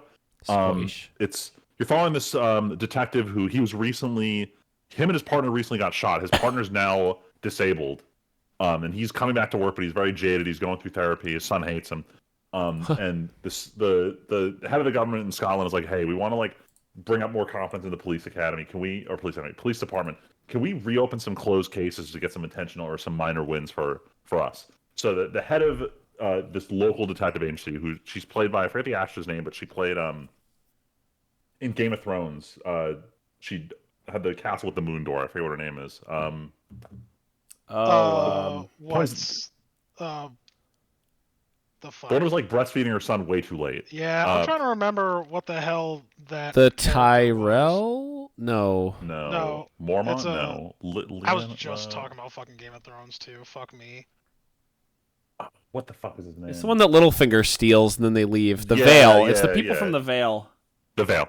Point is, she plays the head of their police department. She gives the main character like basically zero funding and says, go find one of these closed cases and just open them, or cold cases and open them. And it's sort of them piecing together this case from like 4 years ago about this prosecutor is presumed dead, but you, the viewer, know that she's still alive and being held up somewhere. And it was a decent like cop drama mystery, and it's confirmed for a second season, so I'll probably follow up on it. But it was just okay. I will say the funny thing of this show was they had some of the craziest Scottish accents I've ever heard before. So it was fun trying to piece together what they said without subtitles. So fair warning. And then for a show where I genuinely did love it, Liz showed me Red Oaks on Amazon Prime. It takes place in the 80s about this kid working at one of these like Jewish country clubs, unsure what he wants to do in college. Everyone around him is just doing the same kind of like, I don't know where my life's going routine. But the comedy was spot on, and I really enjoy the like 80s vibe it has going for it. So I'm gonna follow up on it. We started season 2. I'm only like one episode in, but so far the show took a big shift at the beginning of season 2, and I feel like it's gonna shift back to where it was in season 1. But overall, pretty good. I think it's only like 3 seasons and it ended a while ago, so I'm enjoying my watch of that. Nice. I think that was. No one else had any live action shows this month? Nada. I finished. I totally forgot that I finished White Lotus. Oh, that's right. Because we were Like, talking I'm about this caught the up whole on time. White Lotus now. Yeah. So you finished all of season 3. Yeah. What did you think of season 3? I like season 3 actually. In fact, I think season 3 might be, hot take apparently, my favorite season actually. Damn. Yeah, I liked it. I just liked the bullshit with oh my god, with the husband, what's her face's husband that you find out is like possibly doing some like fucky shit like. Oh, what's his name? I always want to call him Malfoy because the actor, but Oh, not Malfoy. But yeah, he's doing some weird shit too, like Oh no, Draco's you're dad. talking about Wait, who are you talking Mark? about? Father. No, what's her face's Coolidge's husband in the second season. Oh yes. Fuck. What's his name? Because he changed his name in the 3rd season. Yeah, he changed his name. Oh yeah, no, his plotline was fun. Yeah, I liked his plot line. I liked just some of the other like shit that just happened. I don't think the characters were as interesting to watch necessarily, if that makes any sense, this season. But I thought it was like interesting to see if that makes any sense. I don't know. I mean, I liked season 3. I liked a bunch of the characters. The problem is there were a couple plot lines where they felt like they legitimately went absolutely nowhere. Like I know White Lotus has that, where not every plot line is meant to be like this conclusive lessons learned story. A lot of it's just like you live life and you fuck up. But like my big problem with season 3 is the sister who wants to go to the Buddhist temple. This plot line served like zero purpose. Oh yeah. I'm wondering, I'm like trying to think, I was like, was that just like her way of like being like, I want to She's get no better away than her from family. Yeah. I almost want to say that that was like maybe the case. I don't know. All in all, it's still a good season. I like that it's with the jump in setting, they can feel very different, even though it's the same plot of people at a hotel. Yeah. Like they very much got. I mean, I can't say this. I haven't been to Thailand. I can't say they got Thailand right, but they got the feel of being somewhere that's not. Where's the first one? Not the not United Hawaii States. And not Italy. Yeah. Yeah, I enjoyed it though. I'll keep watching it as it comes out. For sure. Yeah, once season 4 comes out, I'm probably gonna follow up on it too because I still enjoy it. Even though I feel like we're gonna run out of any kind of recurring characters, and they're gonna have to be fully unique next season. I don't know. All right, let's move on to something else that Tyler, you and I both watched this one. So we both separately watched Tron Ares in the last month and a half, and I don't think we talked about it in the last podcast. No, we didn't. Movie was booty. The soundtrack was good. I don't know what the fuck was on screen though. Fantastic, dog. That's pretty much it. That's all I have to say about this. Like the movie. That's all I got to say about that. The movie was like comically bad. The visuals were good. The special effects were nice. Like anytime the light cycles were used was great. I am on the fence about how I felt about the one bit where like let's go back to the 1980s and pull out the ancient aesthetic. It was very nostalgic, but at the same time, remember? It was a memberberry fest. It was a memberberry fest. I still like it, but like I also wasn't a fan of how it's like, oh, clearly they did this memberberry shit for a reason, you know? Yeah. Did you think Jared Leto was that bad? No, he was terrible. Oh my god! Like this man can't act. He can't act, man. Yeah. Like, let's be real here. Man can't act. He's just been a pretty face. Like let's be honest. Pick a what is a movie? Actually, I know a movie where I think he's fine, but I honestly don't think he was that good though. Even still, I'm talking about Blade Runner. I think he was okay in Blade Runner. Okay. But yeah, I don't think he's a good actor at all. And like the way like there's other people that I would say like, oh yeah, like if they want someone who's like soulless but gives some sort of like anything, it would be great, but not him. Not him, bro. Yeah, overall, this movie's kind of whatever. I have listened to the soundtrack multiple times after leaving that theater, though. Yo, the soundtrack is It actually slaps. incredible. Only reason to watch this. I forget who was who asked me they should see it. I said it's out of IMAX. Don't watch it anymore. Yeah. Not yeah, dude, it's so bad. Yeah, listeners, don't waste your fucking time. Yeah. I mean, if it's out of theaters, like which it is right now, like that's fine. Oh, but it's capital G gone. yeah, Is it already on Disney Plus though? that's a good question actually. No, you can rent it for $30 on Google Play. I hate this full price rental bullshit. All right, let's move on. No one's Yeah. renting this. Yeah, I'm not. Oh, you guys watched Train to Busan? Oh my god. Yes, we did. Yeah, we That's did. Right, I two, forgot 3 you weeks did. ago. We've been making an effort to watch movies after Henry goes to bed, and this is the beginning of 3 of them that we watched over the course of a couple weeks.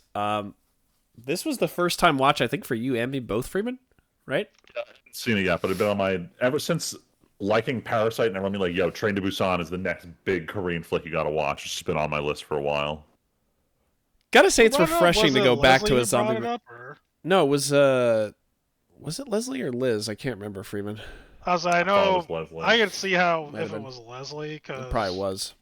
She loves this movie. She was like 5 out Yeah. of 5, slam dunk. She got me into this movie actually. I don't know if I can't I could check my letterbox. I think I was at a 4. This was really fun though. Some of it was kind of frustrating. Some of the character stuff was a little silly. The businessman is comically evil and gets away with everything so much. Yeah. But I gave it a 4.5 and a heart. Like this movie's really good.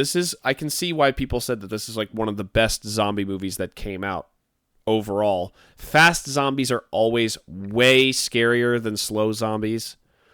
Yeah. Doing things I like do kind of wish I saw this with you guys, because I think the last time I saw this movie was when Leslie showed it to me like over 10 or so years ago. it was really fun. The whole gimmick of the train is a good one. I mean, I think I think I said this for when we finished it. This feels like it inspired Bullet Train, that Brad Pitt movie, a lot. Of what can we do on a train when we're just stuck on a train? How much can we get away with? Oh yeah, didn't you say the Exciting. live action fucking Cabineer, the Iron Fortress? I was like, yo. Yes, it's literally, including how bad the villain was down to a T, perfect live action adaptation. Yeah, it But unironically, the whole bit of them going from station to station, be like, "Yeah, bro, you can't go to that town. You have to just pass through that station." I was like, "That straight up plot of Cabineer." Yeah. No, there's not much to say. I mean, the music is good. The action is really good. Some of the moments are a little too brain dead zombie. Of like, get out of our car, go to the next car. By the way, you would already be a zombie by now. The rules of being zombies seem to change. Some people turn in a second. Some people turn when they in a while, just for dramatic effect. And you're suddenly a zombie. I will say that the ending is an unfair attack on being a parent. You know, that's not cool. It's not cool, man. It's not cool, man. But yeah, overall, just if you're in the mood for a good zombie flick, this is genuinely one of the best ones I can say I've seen. There are not a lot of good zombie movies that I can think of that came out in the last 10 years, and this is an older one, but it was really good. I mean, I'll put it this way: I don't like zombie stories anymore. I'm so sick and tired of them. Yep. And I enjoyed this movie. Yeah. A movie I enjoyed a little less. So this is one of those ones that, just like when I watched The Big Short, earlier this year or last year. It was one of those ones that just shows up on YouTube Shorts sometimes, and this was The Nice Guys with oh God, Russell Crowe and Ryan Gosling. Yeah, since it came out, I remember not liking that movie. I thought it was fine. Friedman and Liz both liked it more than me. I thought it was fun. It felt very much like Wolves, sorry, because that's it's specifically Wolves. The Brad Pitt and what was it? George Clooney movie. Yeah, the one that I watched on one of my work trips. Yeah, like same exact thing. When they have the same job or something. Yeah, it's the same exact thing of like two guys who have no reason to be together become aggressively angsty buddy cops over the course of a movie and have to work towards an objective to survive, and everything happening around them is kind of whatever, stupid.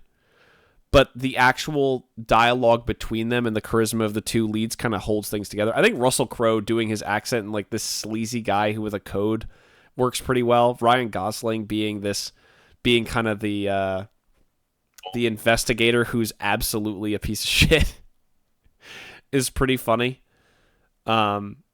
It was a fun time. I'm glad I watched it. I don't think I'll ever watch this movie again. But Freeman, you talk about it. You enjoyed it. You and Liz were both higher on it than I was. I ran away from my microphone, but still my headphones on the whole time. Like, I gotta get back. I gotta get my opinion on this. I thought it was just a fun, enjoyable watch. It was one of those. I don't want to say I didn't have to think that hard about it, and that's what made it good. But like, you didn't have to. The movie was definitely carried by how the actors bounced off each other more than the plot, more than anything. But it still had decent action when it mattered. Yeah. Well, I don't know.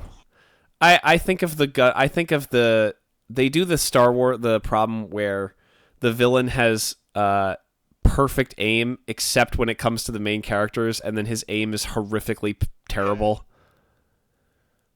Like, I think of the gunfight outside Ryan Gosling's house where the guy misses every single shot in the entire world, and then as soon as a guy runs up to him at the gala later, he just one-taps him in the head. It's a little bit of a rough moment. Yeah. I honestly don't remember this movie at all. That also speaks to, yeah, I could see that. Yeah, I feel like I'm gonna forget about this movie pretty quickly. It also feels like it's designed to be an intentionally 80s plot line. Yeah. Where it's like a porno being with a message being spliced into a corporate movie. Like that it is a funny time capsule movie. You, Freeman, actually, I think I remember you exactly saying this is more timeless because it's not set in modern era. It's trying to capture a vibe, and while like cinematography techniques may advance, it's not trying to capture an in-the-moment trend. Yeah. So this may end up having a tale in terms of, oh, go watch this. This is a great 70s or 80s movie, whatever it was. Versus something that unintentionally tries to be today and then it just looks super dated in 15 years. I do want to rattle off real quick. I can't remember. Did we talk about watching Ponyo last time? Maybe we did. I think that, yeah, we did. There's a couple rewatches on here. Everything that I just want to blow through a couple rewatches real quick. I know we have Knives Out on here, Freeman. There's two others I want to cover, but Knives Out we rewatched. We were split between that and Glass Onion because the third Knives Out is coming out. I was so close to finally getting a group of people to want to watch Glass Onion so I could finally watch it. I think we could easily do Glass Onion next Sunday because the one after that is when the new one will have been out, so we could do a 1, 2, 3. Although, aren't you not available this coming week? It depends on what time Liz and I leave this party. Instead? That'd be kind of sick, bro. Saturdays. Oh my god! Did you hear that, Tim? No, I didn't. I think Tyler's microphone is off. Damn. Saturday would be kind of nice, I don't know. But Freeman's busy on Saturdays. I am not busy this Saturday. It's a question whether Liz is around it. Oh wait, there you go. Oh wait, fuck. I have a work thing at midday on Saturday. Never mind. Not talking about this right now. Yeah, we'll figure it out. But either way, we with the third Knives Out movie coming out, we were gonna rewatch. We were originally gonna watch 2, and then we kind of as a group went, yeah, but 1 is better than 2 overall. Let's just start with 1. Someone in their group hadn't seen 1, so yes, 1 person, and now Friedman hasn't seen 2, as well as Leslie. So we should try to do this weekend if we can. Try to watch Glass Onion so that the next weekend after we can do the 3rd one. Because I would like to do a group watch of the 3rd Knives Out movie. That'd be really fun. But Knives Out 1 is still an absolute, like, watching this movie after having seen it before, and actually, this is, I think, the first time I've seen it since Glass Onion came out. It was actually great to watch this and kind of go back and contrast Glass Onion to this. This feels almost much more indie than Glass Onion did. Isn't it crazy that the man we fucking hate directed this movie, though? I don't hate him. Wait, who? I kind of hate him. Is this Ryan Johnson? Yes. It is Ryan Johnson. And it makes sense now, doesn't it? Everything makes so much more sense.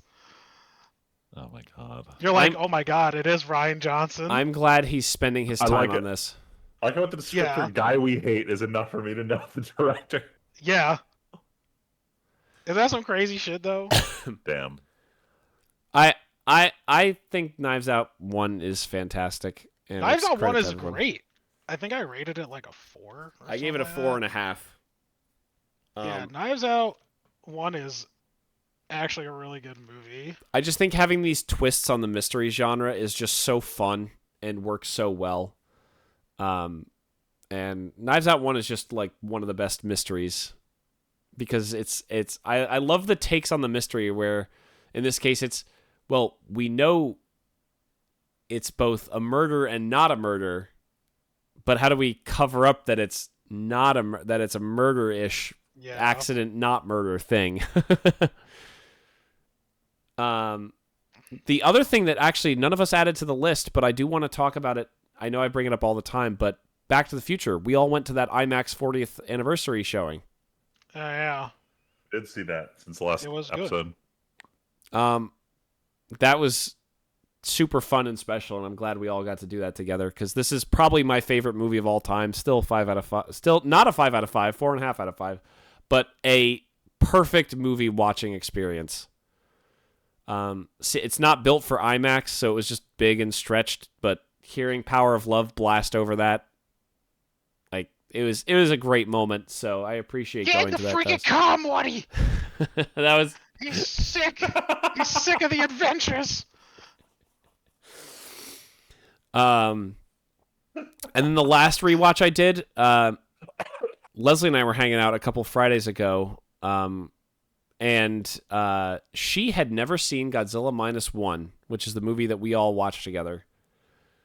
Still an absolute slam dunk banger. Didn't show it to her in black and white, but yeah, she liked it a lot, and I still -1's so good. Now we can go to Tyler's movies that he watched by himself. Oh yeah, I'll be watching all these movies by myself because it's Saturday. I watched a porn. I gotta come up front and say this. What's that new thing that came out by the same dude? I'll bring up to in the anime section because I watched something by the same director, not knowing what he was famous for directing. Oh right, so I thought about putting this in anime, but I was like, you know what? It is a movie, but I feel like I like the big question mark at the end there.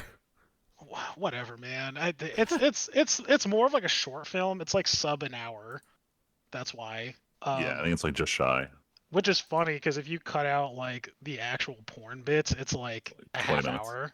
Yeah, like that. Which is like damn, because I think it's like for what it is. I think the story's pretty like it's not super paper thin, but like I don't know. It has enough substance to give itself something, and so does the action. The action is actually amazing. It's so good. And the porn bits really do just kind of undercut it, especially the context. The context is pretty fucking disgusting, actually. But it's good. I don't know if you could see this. Oh yeah, I didn't even mention what I wrote. I watched Kite. Jesus Christ, I didn't even say the title. I watched Kite though. Um, made by what the fuck is his name? I Whole forget his fucking name. special on this dude. I don't remember his name either.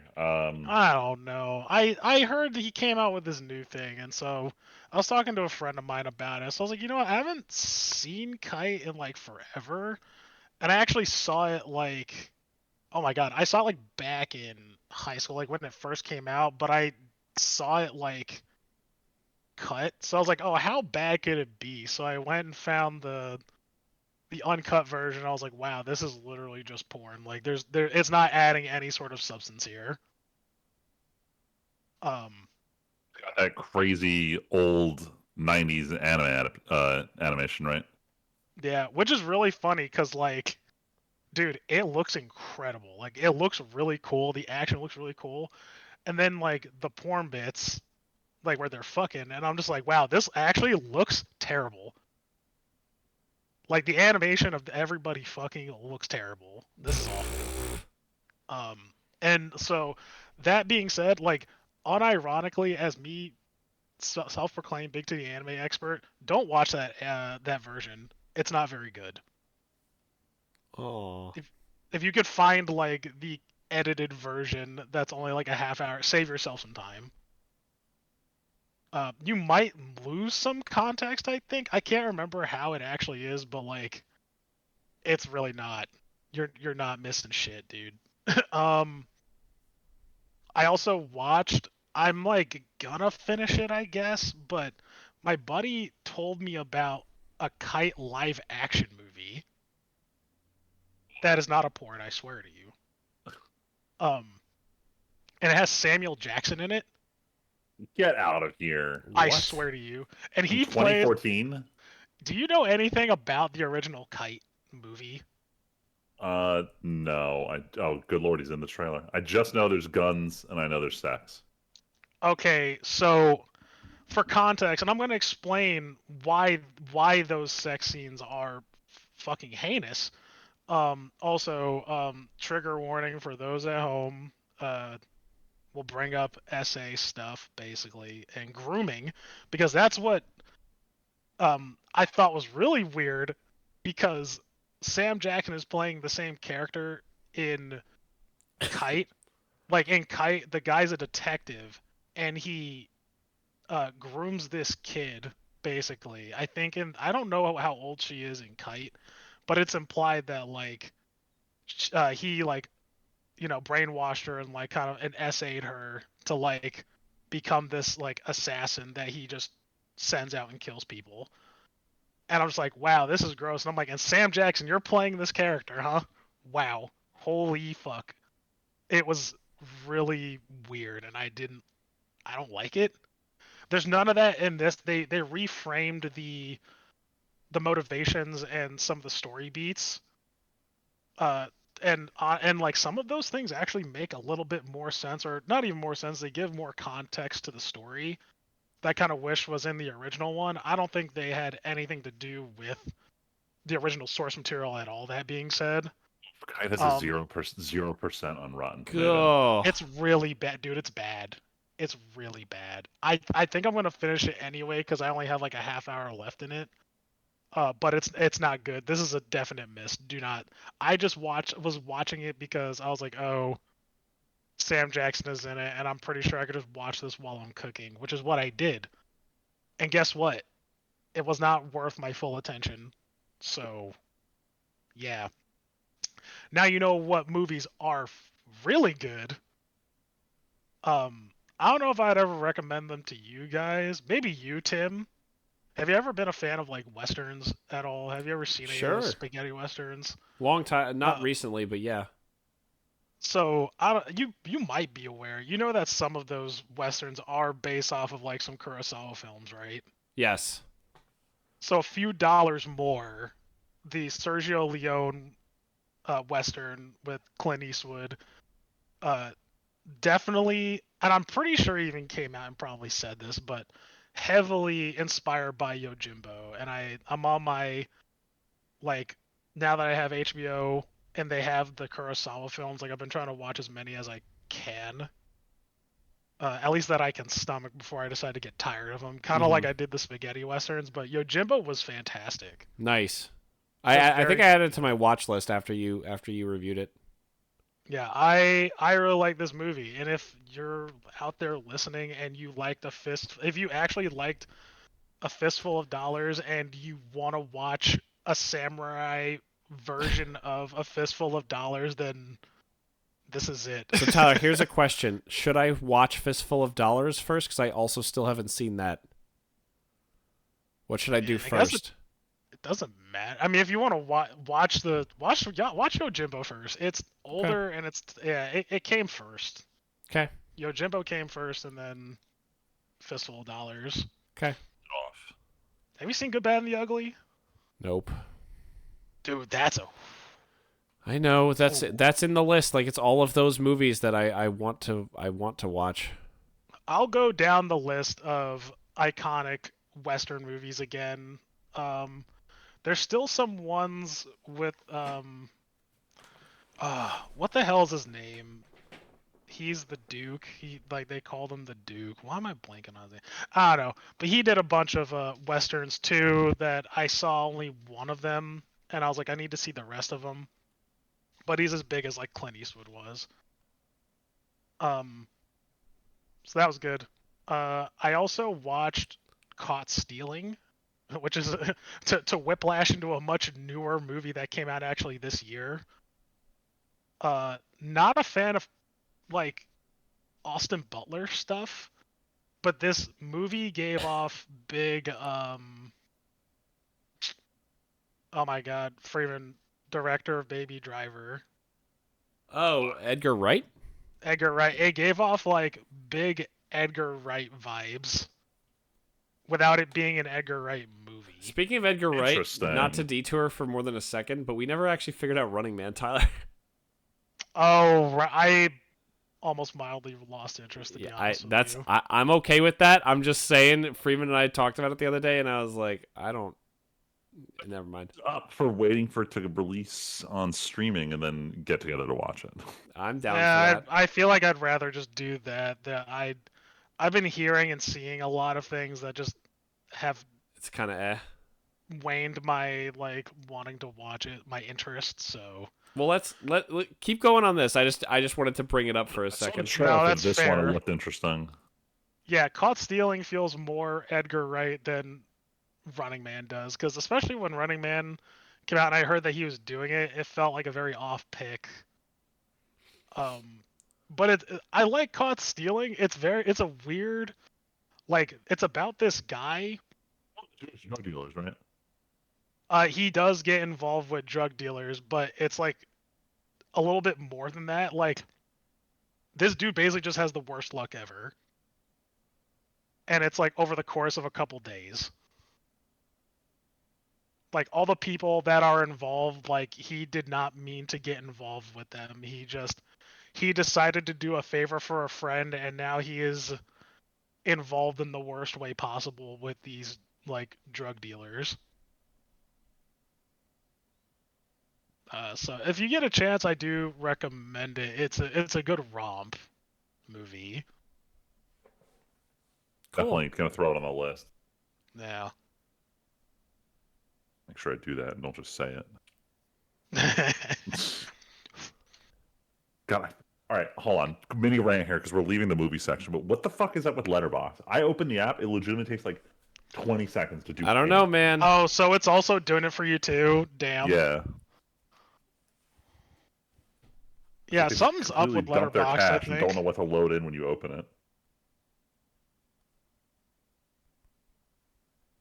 Whatever. All right, cool. Let's move on to anime and start with anime movies to make it a nice and clean transition. Yay! Because I believe it was the Friday after our last recording, we went to go see the Chainsaw Man movie. And then we saw it again with Luigi.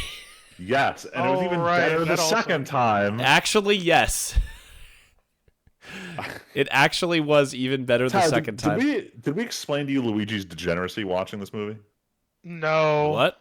Oh, all right. So hold on. So real quick, I don't remember this. Listeners, if you haven't seen Chainsaw Man, just jump ahead. We're gonna talk about spoiler shit from here on out. Real quick. Wait, so what? You don't remember the movie ends and Luigi turns to us and he's like, "Hey, you know that scene where like the fireworks are going off and then she just bites his tongue?" Oh no. Horrific. And all I did is I sat there, I saw the scene and Holy thought, shit, "Holy shit, this is hot." This is what Luigi said, my not God. me. So my internet died for a second right as you were starting that, Freeman, but I know exactly what you're talking about. I know. Right, so I came back to Tyler heard it, but laughing. the listeners didn't. So I'll repeat again for the listeners. But the scene where like she bites him and said that was hot. Yeah, Luigi's. Yes. Yeah. But for the list, yeah. I came back at the last second of it because I didn't remember. But yeah, Okay, that's yeah. Luigi big was shock. very down bad, and he kept leaving the theater right before pivotal moments. He was driving. Down bad. He was driving me and Tim insane during. The Oh movie, my God, overall, Tyler! There were 3 distinct moments where we're like, "Oh my God, it's about to start." 1 minute before a scene pops off, like Denji and her are walking to the cliff before the fireworks, and Luigi gets up and walks out of the theater. Oh my God! And we're like, "What is he doing?" And she's literally leaning in, going, "Do you like me?" And leaning in to kiss him, and Luigi walks back in.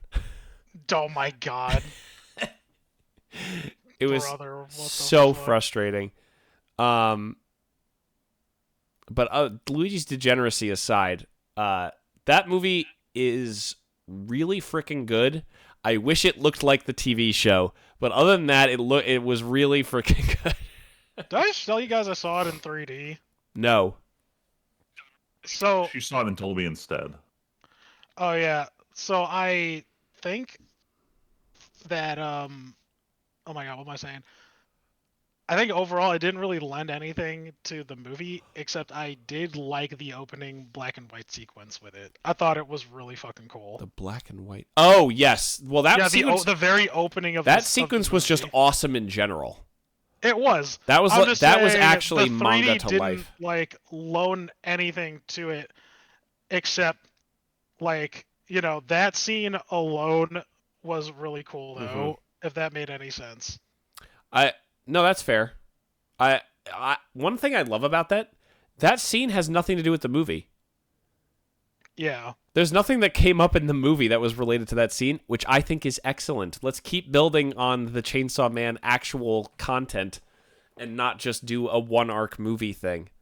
I think also seeing this so soon after Demon Slayer was a really interesting contrast, because Demon Slayer feels like the most polished thing ever. I think I said this to you guys. Demon Slayer feels like the most polished movie ever in animation.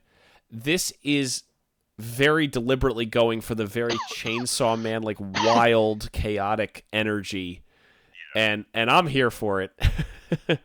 Except for the art style of the characters. Yeah, some of the art style's a little weird. Well, they do it this way. The more you read the manga, the more you realize that Tatsuki Fujimoto can't draw faces. So they're very closely trying to mimic the way he draws open mouths when characters are talking. Even if it looks kind of stupid, it's accurate to his style. I don't think it's that either. I think it's Mappa going, we can't afford to animate with solid lines anywhere on this drawing. So we're going to do everything with the softest edges, the softest bodies. Everyone's kind of squishy and off model all the time. So when we stretch them to do crazy action, it looks fine. That's how I see it. Because I think of the original show where everyone has very crisp, clear designs and they're never off model.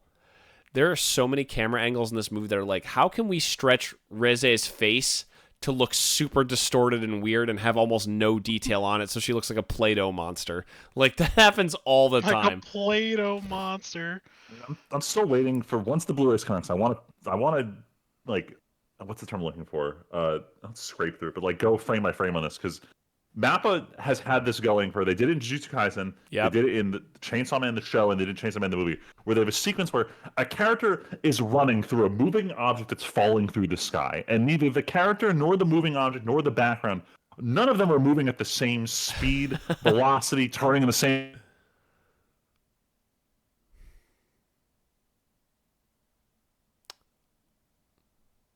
in Toto versus the one like plant-based thing in Jujutsu Kaisen, because this tree running sequence where I don't know if it was you, Tim, or my friend Diego was just like, bro, their footsteps don't match the pace they're running. And all I can think No, it is wouldn't have been me. when they're doing the Sharknado sequence, where they're moving, I'm just like, Jesus Christ, nothing's even pretending to move at the same pace as anything else. The lines are like a suggestion for this sequence. So here's the thing: they don't do lines anymore. They just do colors, and then the color borders exist, but there's no line on the borders. That's how they do it. I just can't wait to rewatch that Sharknado scene frame by frame to see how many smudge frames did they use to make it look the way they did. I will say also a clip I have rewatched as recently as yesterday. The scene where they're in the car and Denji's passed out and Aki is trying to get the radio working, and I distinctly remember turning to you guys in the theater and Freeman turning to you in the theater. I was like, wait a minute, I wasn't there. Sorry, yeah, I know. I was mixing up with Back to the Future and Demon Slayer. Wait, no, you weren't there for... Never mind. I turned to Freeman because when he slams the radio and, like, one of the weirdest and craziest songs from the EDs on the original show starts playing, I was like, what the fuck? That blew my mind that they picked that song to bring back for that moment, but it worked really well. From the hormone, like it was my job. Yeah, that you cut out for like most of you saying that. I didn't catch it. Maximum hormone. Yes, but who played that song? Yeah, they did one of the endings. And that was the one that they picked. It's ending 3. Huh. And then just bump it up. Yeah, it's I so love awesome. Maximum the Hormone. They're so good. They've been in the anime business a while now. Well, it was a banger. And listen to them. Where else they were popular, Tim? Where? Other anime, Death Note. Oh. Yeah, that was their big one. Yeah, movie was great. Action was very good. I wish I could have gotten more emotionally invested because everything on planet Earth gives away that this isn't going to work, so... Yeah. In retrospect, you're watching the pool sequence and you're staring down the symbolism of the spider eating the butterfly, but the butterfly is poisonous to the spider, so they both end up dying in the end. Oh my god! Oh, is that? Oh, I caught that on the first watch. I was my coworker, so I went to see the movie with him. Like, yo, I bet this means something. Yeah. I will say, so. There's a recent show. This is a very short tangent, and then we'll get back to going through shows. Freeman, there's a show that... No, I'm not even going to say that. There's a show that I'm watching right now that has a random gun appearance moment that makes the show way more interesting in my mind, where a gun appears where there's never been a gun before. Is it Kakaguri? No. Kakaguri? I'm not watching that was a weird gun show. Oh. Freeman knows exactly what I'm talking about, I watched it too. I watched it too. I know what you mean. Did you? Okay. I said watching. But the moment in the movie, anything involving Makima, she has become... You mean Amanda Waller? But way more interesting. She has become like the most interesting character in Chainsaw Man. Like, we have no clue what her deal is, what her powers are, how she does any of this. Amanda Waller, dog. Amanda Waller's just angry and a bureaucrat who's tough. Yeah. Yeah. Look, man, call me back when Makima gets a officially licensed music video where she dances to a song by Hololive talent Calliope Oh my Morin. god, stop. We're not talking about that show. We're not talking about fucking Suicide Squad. No, all in all, the movie was awesome. I mean, the action makes up for it, and the storytelling, if you aren't spoiled by any single piece of media whatsoever, which was basically impossible leading up to this, but if you can watch the movie without being spoiled at all, it's a pretty fun ride emotionally, but even just the action and the storytelling is very good top to bottom. The one I'll end it on this. I commend that they picked the correct arc to do as a movie. My big complaint about Demon Slayer is Demon Slayer isn't a story arc. It's a collection of story beats in a movie, and it's not a whole I wanted to package, bring that up, and I forgot. Good call. Whereas the Reze arc is a good, complete, wholly adapted story arc to a movie, beginning, middle, end. There is no episode break that is clearly already in the movie edit of this movie, like Demon Slayer had. Yeah. There's not a lot of pause moments. There's not a lot of transition. It was just a cohesive narrative start to end. But not on the topic of cohesive narratives. I got to talk about this other movie that I went to go see that I was thoroughly disappointed in. Same director as Kite that Tyler you were talking about earlier. His latest project, Virgin Punk Clockwork Girl. This is one that I think G-Kids was advertising like, guys, famed director, was working on this project like 5 years. He's putting out his movie in the theaters. If only they had the guts to tell everyone this isn't a movie. This is the first episode of an OVA series, and we don't know if or when another episode will be made because he spent so long working on one episode. So this 35-minute episode we can't legally put into U.S. theaters because it's too short. So what do? Why don't we pad it out with this really, really slow documentary about the making of this 35-minute anime episode and pad it out to 90 minutes and then advertise to everyone in the United States like this is a 90-minute theatrical production. Ugh. And then everyone is like, what the fuck is this? Liz found out like a half hour before being like, did you know it's only 35 minutes? I'm like, wait, what do you mean it's only 35 minutes? So we were mentally prepared for it, but it was just like, it kind of hurt. Like, I get we're in the era where like you can't put you can't put 2 episodes of an OVA on a disc, sell it, and hope you'll make enough money to do the second one. So it's interesting to watch a theatrical OVA release, but the nature they did it was kind of shitty. All in all, it was a very beautiful production. This was Studio Shaft, who, for anyone's out of loop, they kind of fell apart, and then they worked together with David Production to do Fire Force. And they've still been kind of out of it to a certain degree, but at least from the documentary, you can see this guy did a majority of the work by himself. He was kind of just like nose down at the studio working with them, and they went through like the 5 core people who were responsible for different stuff, including like the CG art director, who I really liked in the bonus feature. They showed up how every single background was CG and how they got the lighting perfect on it. Because while I was watching it, I didn't notice it. I thought the backgrounds looked beautiful, but didn't realize the whole thing was CG. And then when they re-showed sequences during the special after movie bits, it was like, holy shit, they put a lot of detail into that shot, and I couldn't even tell.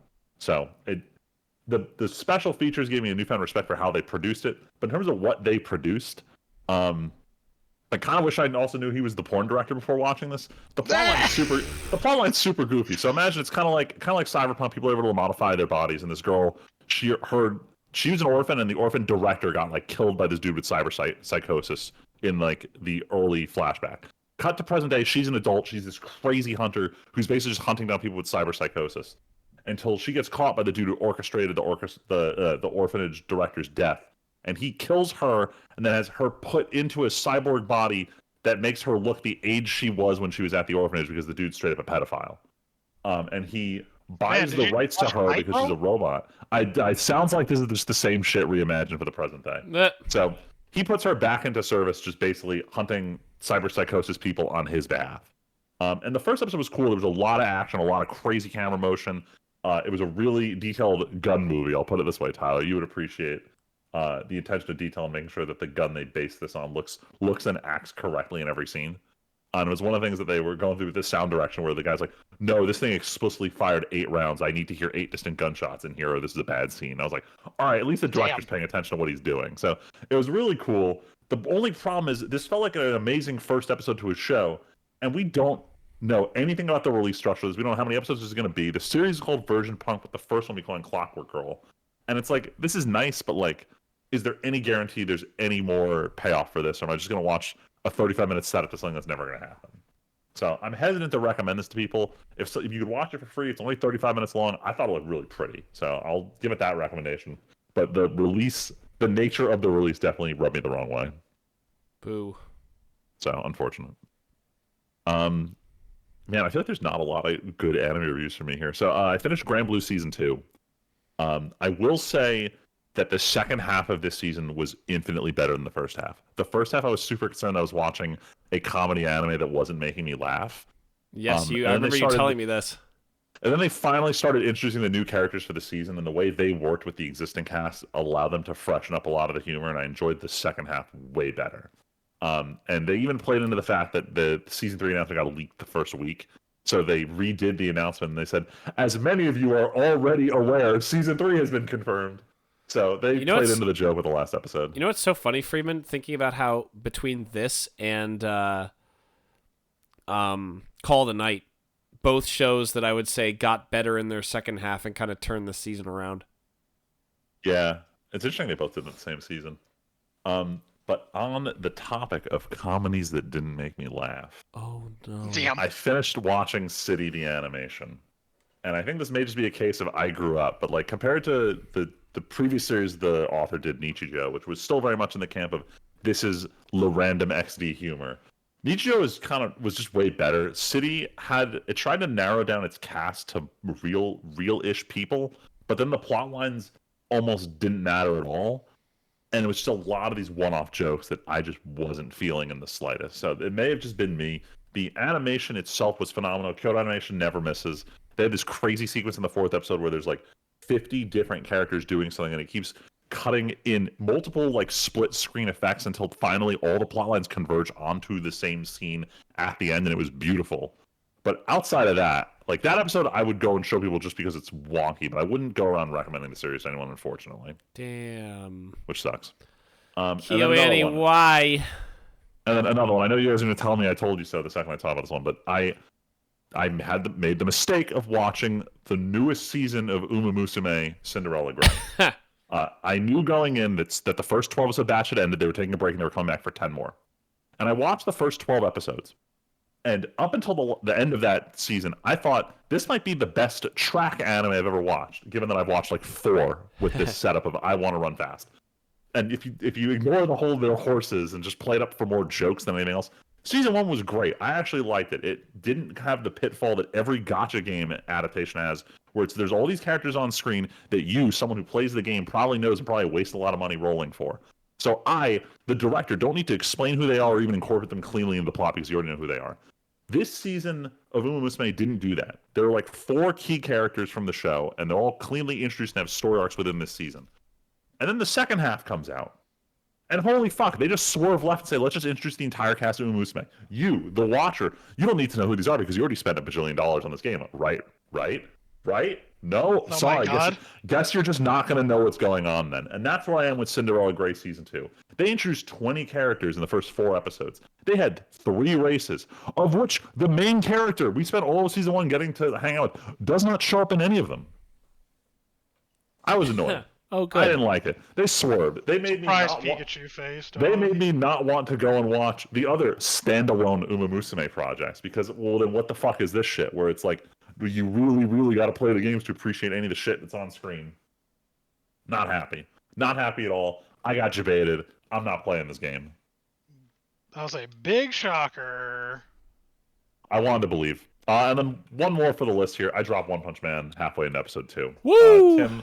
Another shocker. Tim had some strong words about properly utilizing what little free time we as adults have, and he is not wrong. So I am not giving One Punch Man more than an episode in 3 minutes of a second episode. I did. The worst part is I went to my Friendsgiving, and as I'm sure you guys know, my friend Dave, he has, how do I put this, high tolerance for. No, or no, is it low tolerance? Tolerance. He can handle bad anime and not realize something's wrong with it. So we're there, and like 3 of us are talking about how we all dropped One Punch Man, and he's just like in shock, like, "What do you mean you dropped it? You guys love One Punch Man." I'm like, "Yeah, this season sucks though." Yeah, but it's he just went nani. Yeah. Anyway, that's it for my depressing anime. Who finished Dan? Oh, I did. Boy. Oh, hell yeah. I was like, who else would it be? Yeah, I was just saying, I thought we talked about it last episode, yep. Yeah, because I finally got access to my mom's Netflix again. So I was like, oh, hey. Oh, no, what did I do? No. I sailed the 7 seas. Never mind. Wait, did you watch? Because I lost it, and then I was like, oh, fuck it. I'm so close, like, I just feel like finishing it. And then I was like, you know what? I'm kind of pissed, because I'm like, I should have just waited anyway. Hold on, Like, did you just watch the last 12, or you watched all 24 since we last spoke? the last 12. Oh, okay. Why should you have Because just I'm waited? just like, Oh, for the next season, you mean? yeah, because I'm like, this shit literally just fucking stops. Yeah, but Like, it's still what a the great 12. It's good. I'm not saying it's bad. It's really good. I'm just like, I'm like, eh. Tyler, when that man makes a Gundam out of that house, that's a Buddha Gundam. It's pretty good. I hate this character, by the way. I know you do. I'm sure you do. Like, I would give him a fucking swirly, honestly. Yes, and that's his superpower, Tyler. That's why he has the know, power to drive a because I don't want another. What's his face? Midoriya? No. No. What's his name? Hero Academia? Yeah, from Hero Academia. Okay. Let me just say, so we're not talking about My Hero yet because My Hero's not over yet, but Val and I are watching, and I know Freeman is too. We are watching My Hero the second it comes out practically because this is the last season. It's very good. Oh, I almost fell behind. I watched before we got on the podcast in case it came up. Every single second that Mineta gets to have dialogue in the final few episodes, that's his name, yeah. all I can think is this was a waste. This should have been anybody else. Don't even give him a line. There's one line he has, Tyler. He had one line this week, and I saw it. I'm like, man, Tim probably was very mad that this line existed. Yeah, to be fair, Freeman, it's him being a lecherous loser again after not happening for like 8 years. I was almost ready to give him a chance, and now he immediately went back to it. Tyler, he literally pulls a My Queen. Like it's y'all want me to watch this show? Yes, because every second he's not on screen is impeccable. This has been such a good season.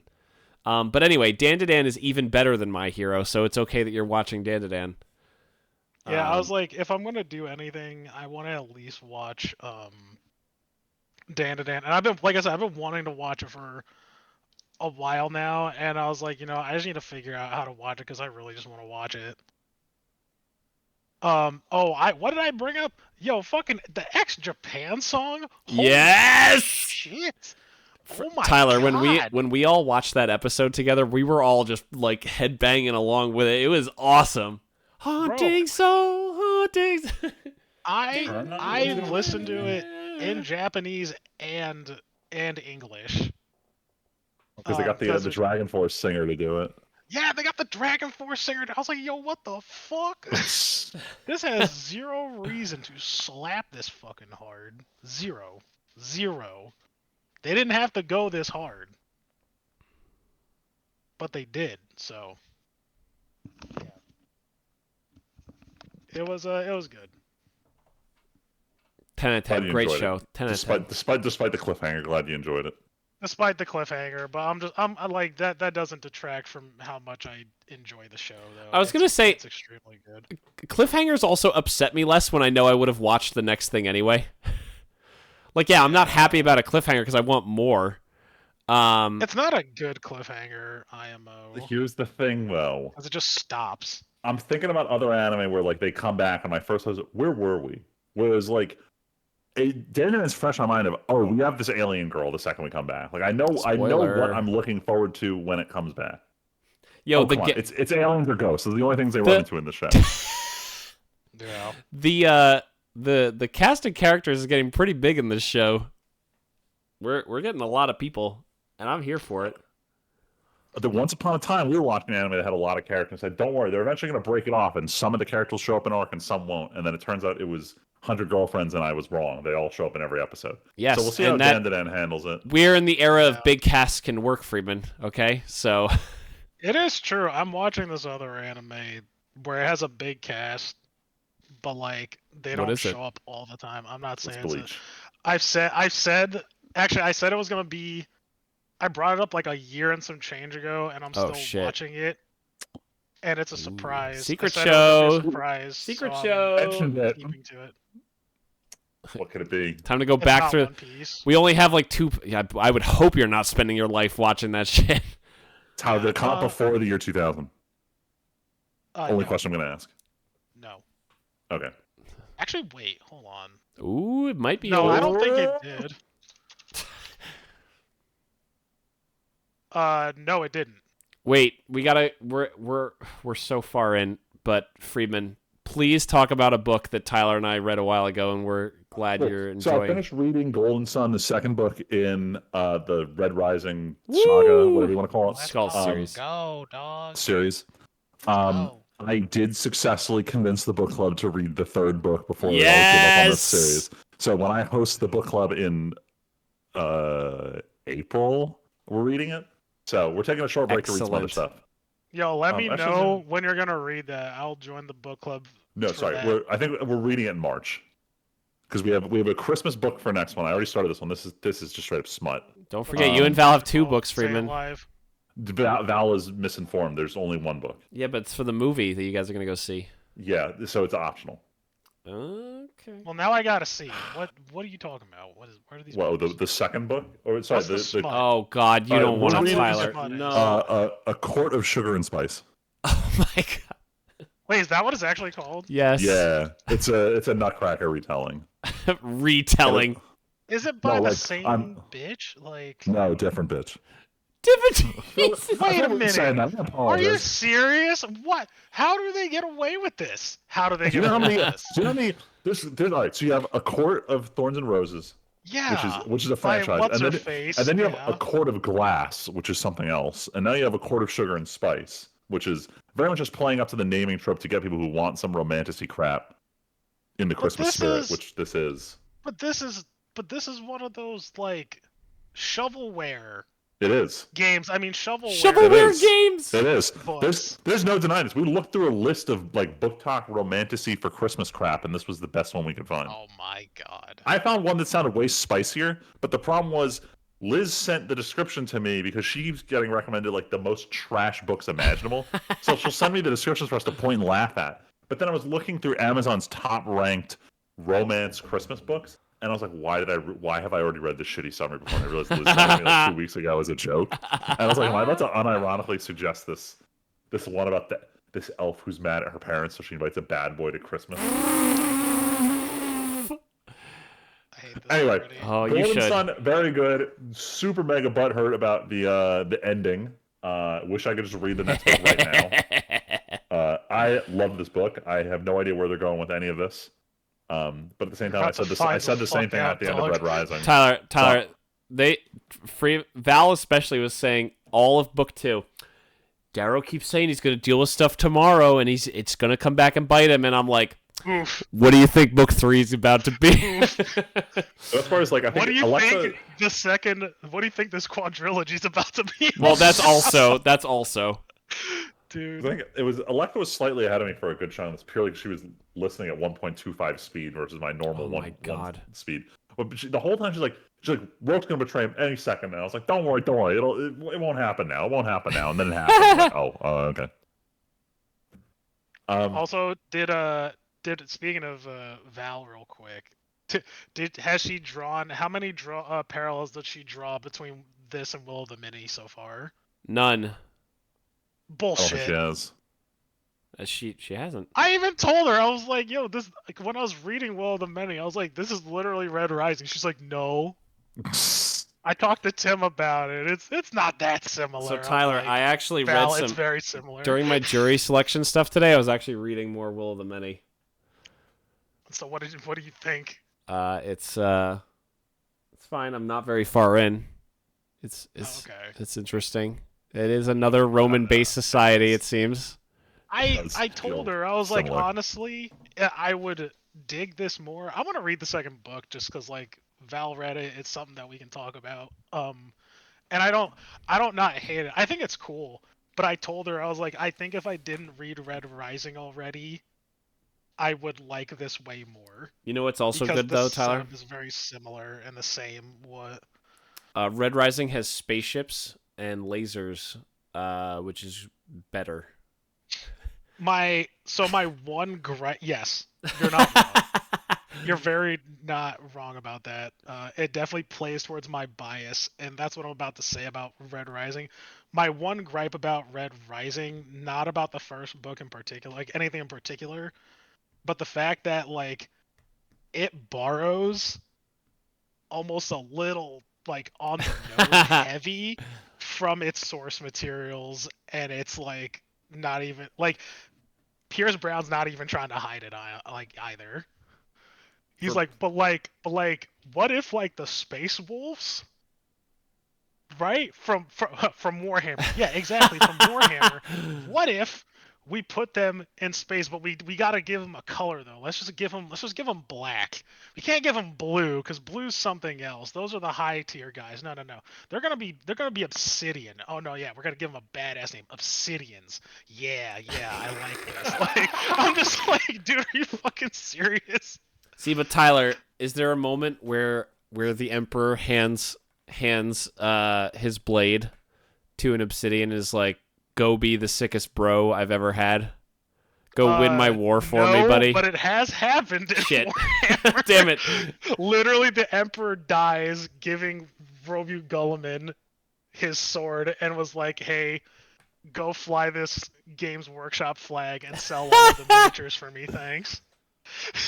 And that's exactly what happens. Tyler Freeman will tell you when him and Val both had a point where they stopped reading for a day, right as Darrow's in the river after the EMP goes off, and I'm like, Yeah. Darrow is about to do like the most game changer move in about 5 seconds. Dude. Oh man, Red Rising's great. Like sometimes Darrow does some stupid shit. Like I Not sometimes. I pulled up to your house. The scene is Darrow's like, I'm stuck in my airtight suit at the bottom of this river. What do? I need to cut myself free. He cuts himself free, and then he says, "Oh, I'm a fucking idiot. I'm underwater, and now I'm gonna drown in my suit because I cut a hole." And that was when I arrived at your house and had to pause it. I'm like, motherfucker, like, dude. Sign his own death warrant, and now I gotta wait an hour or two to figure out how he's gonna get out of it. I would be like, yo, I ain't coming in the house until I figure out what happens. I think I've done that before on a few books. I pulled up to the crib and I'm like, yeah, I'll stay out here for a second.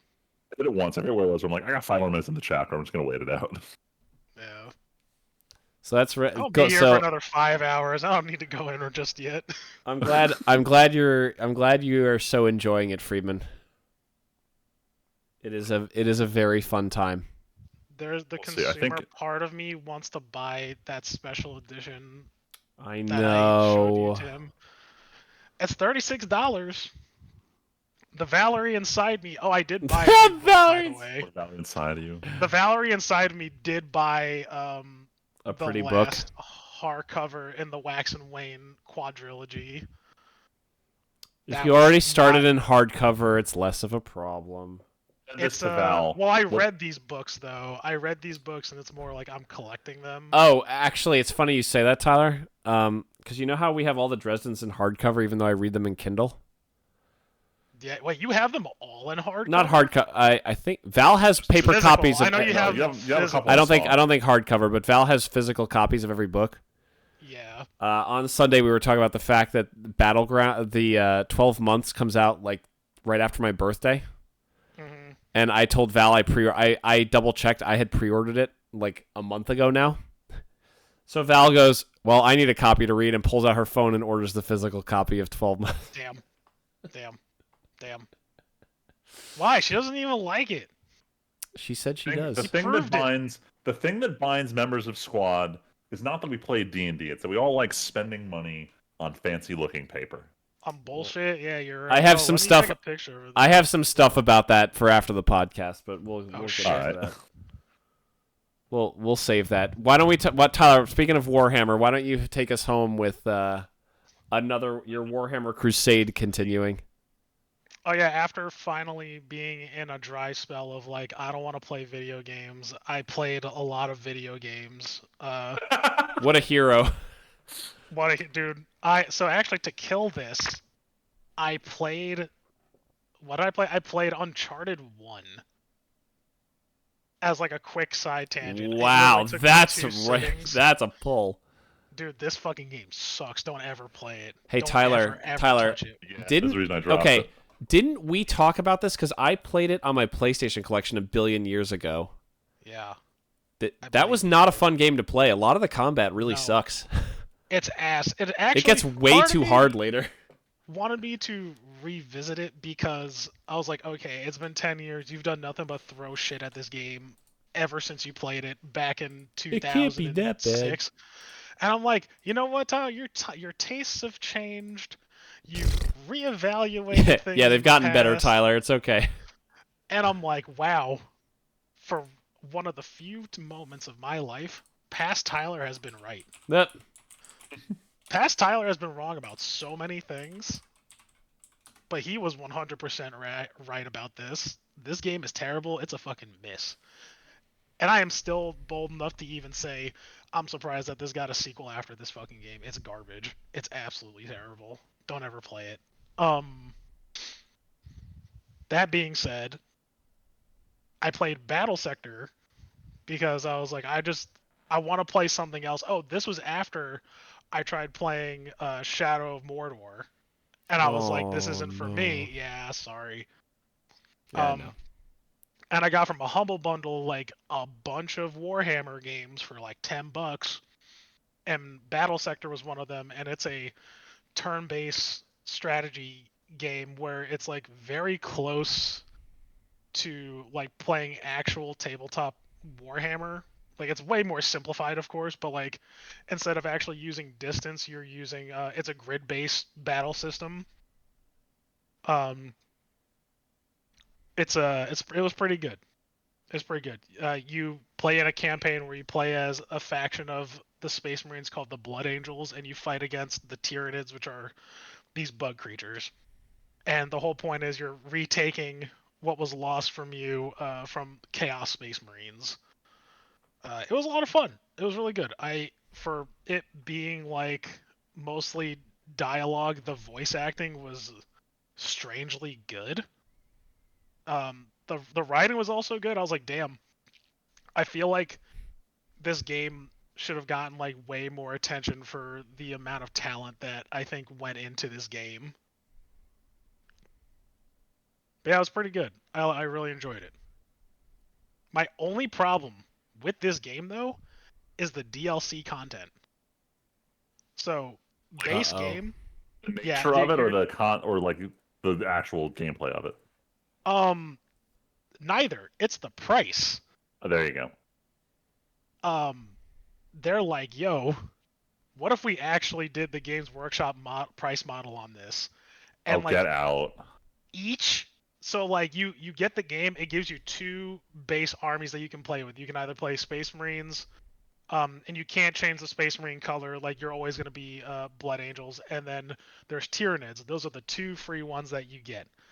Each subsequent army, if you want to play Necrons, Aldiri, a wider range of Battle Sisters, I forget who else is there, Chaos, the Chaos Marines, like any of those guys, they're $15 each. Yeah, I'm looking at the deluxe 15. edition bundle where it's $130 where they group up all the content for this game.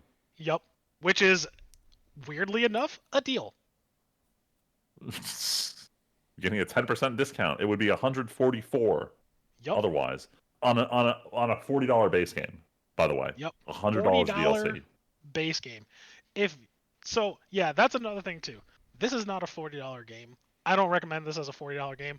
I got it with a humble bundle for less than $15 altogether. That is how much this is worth. If you want to buy a standalone for $10 while it's on a sale, by all means go for it.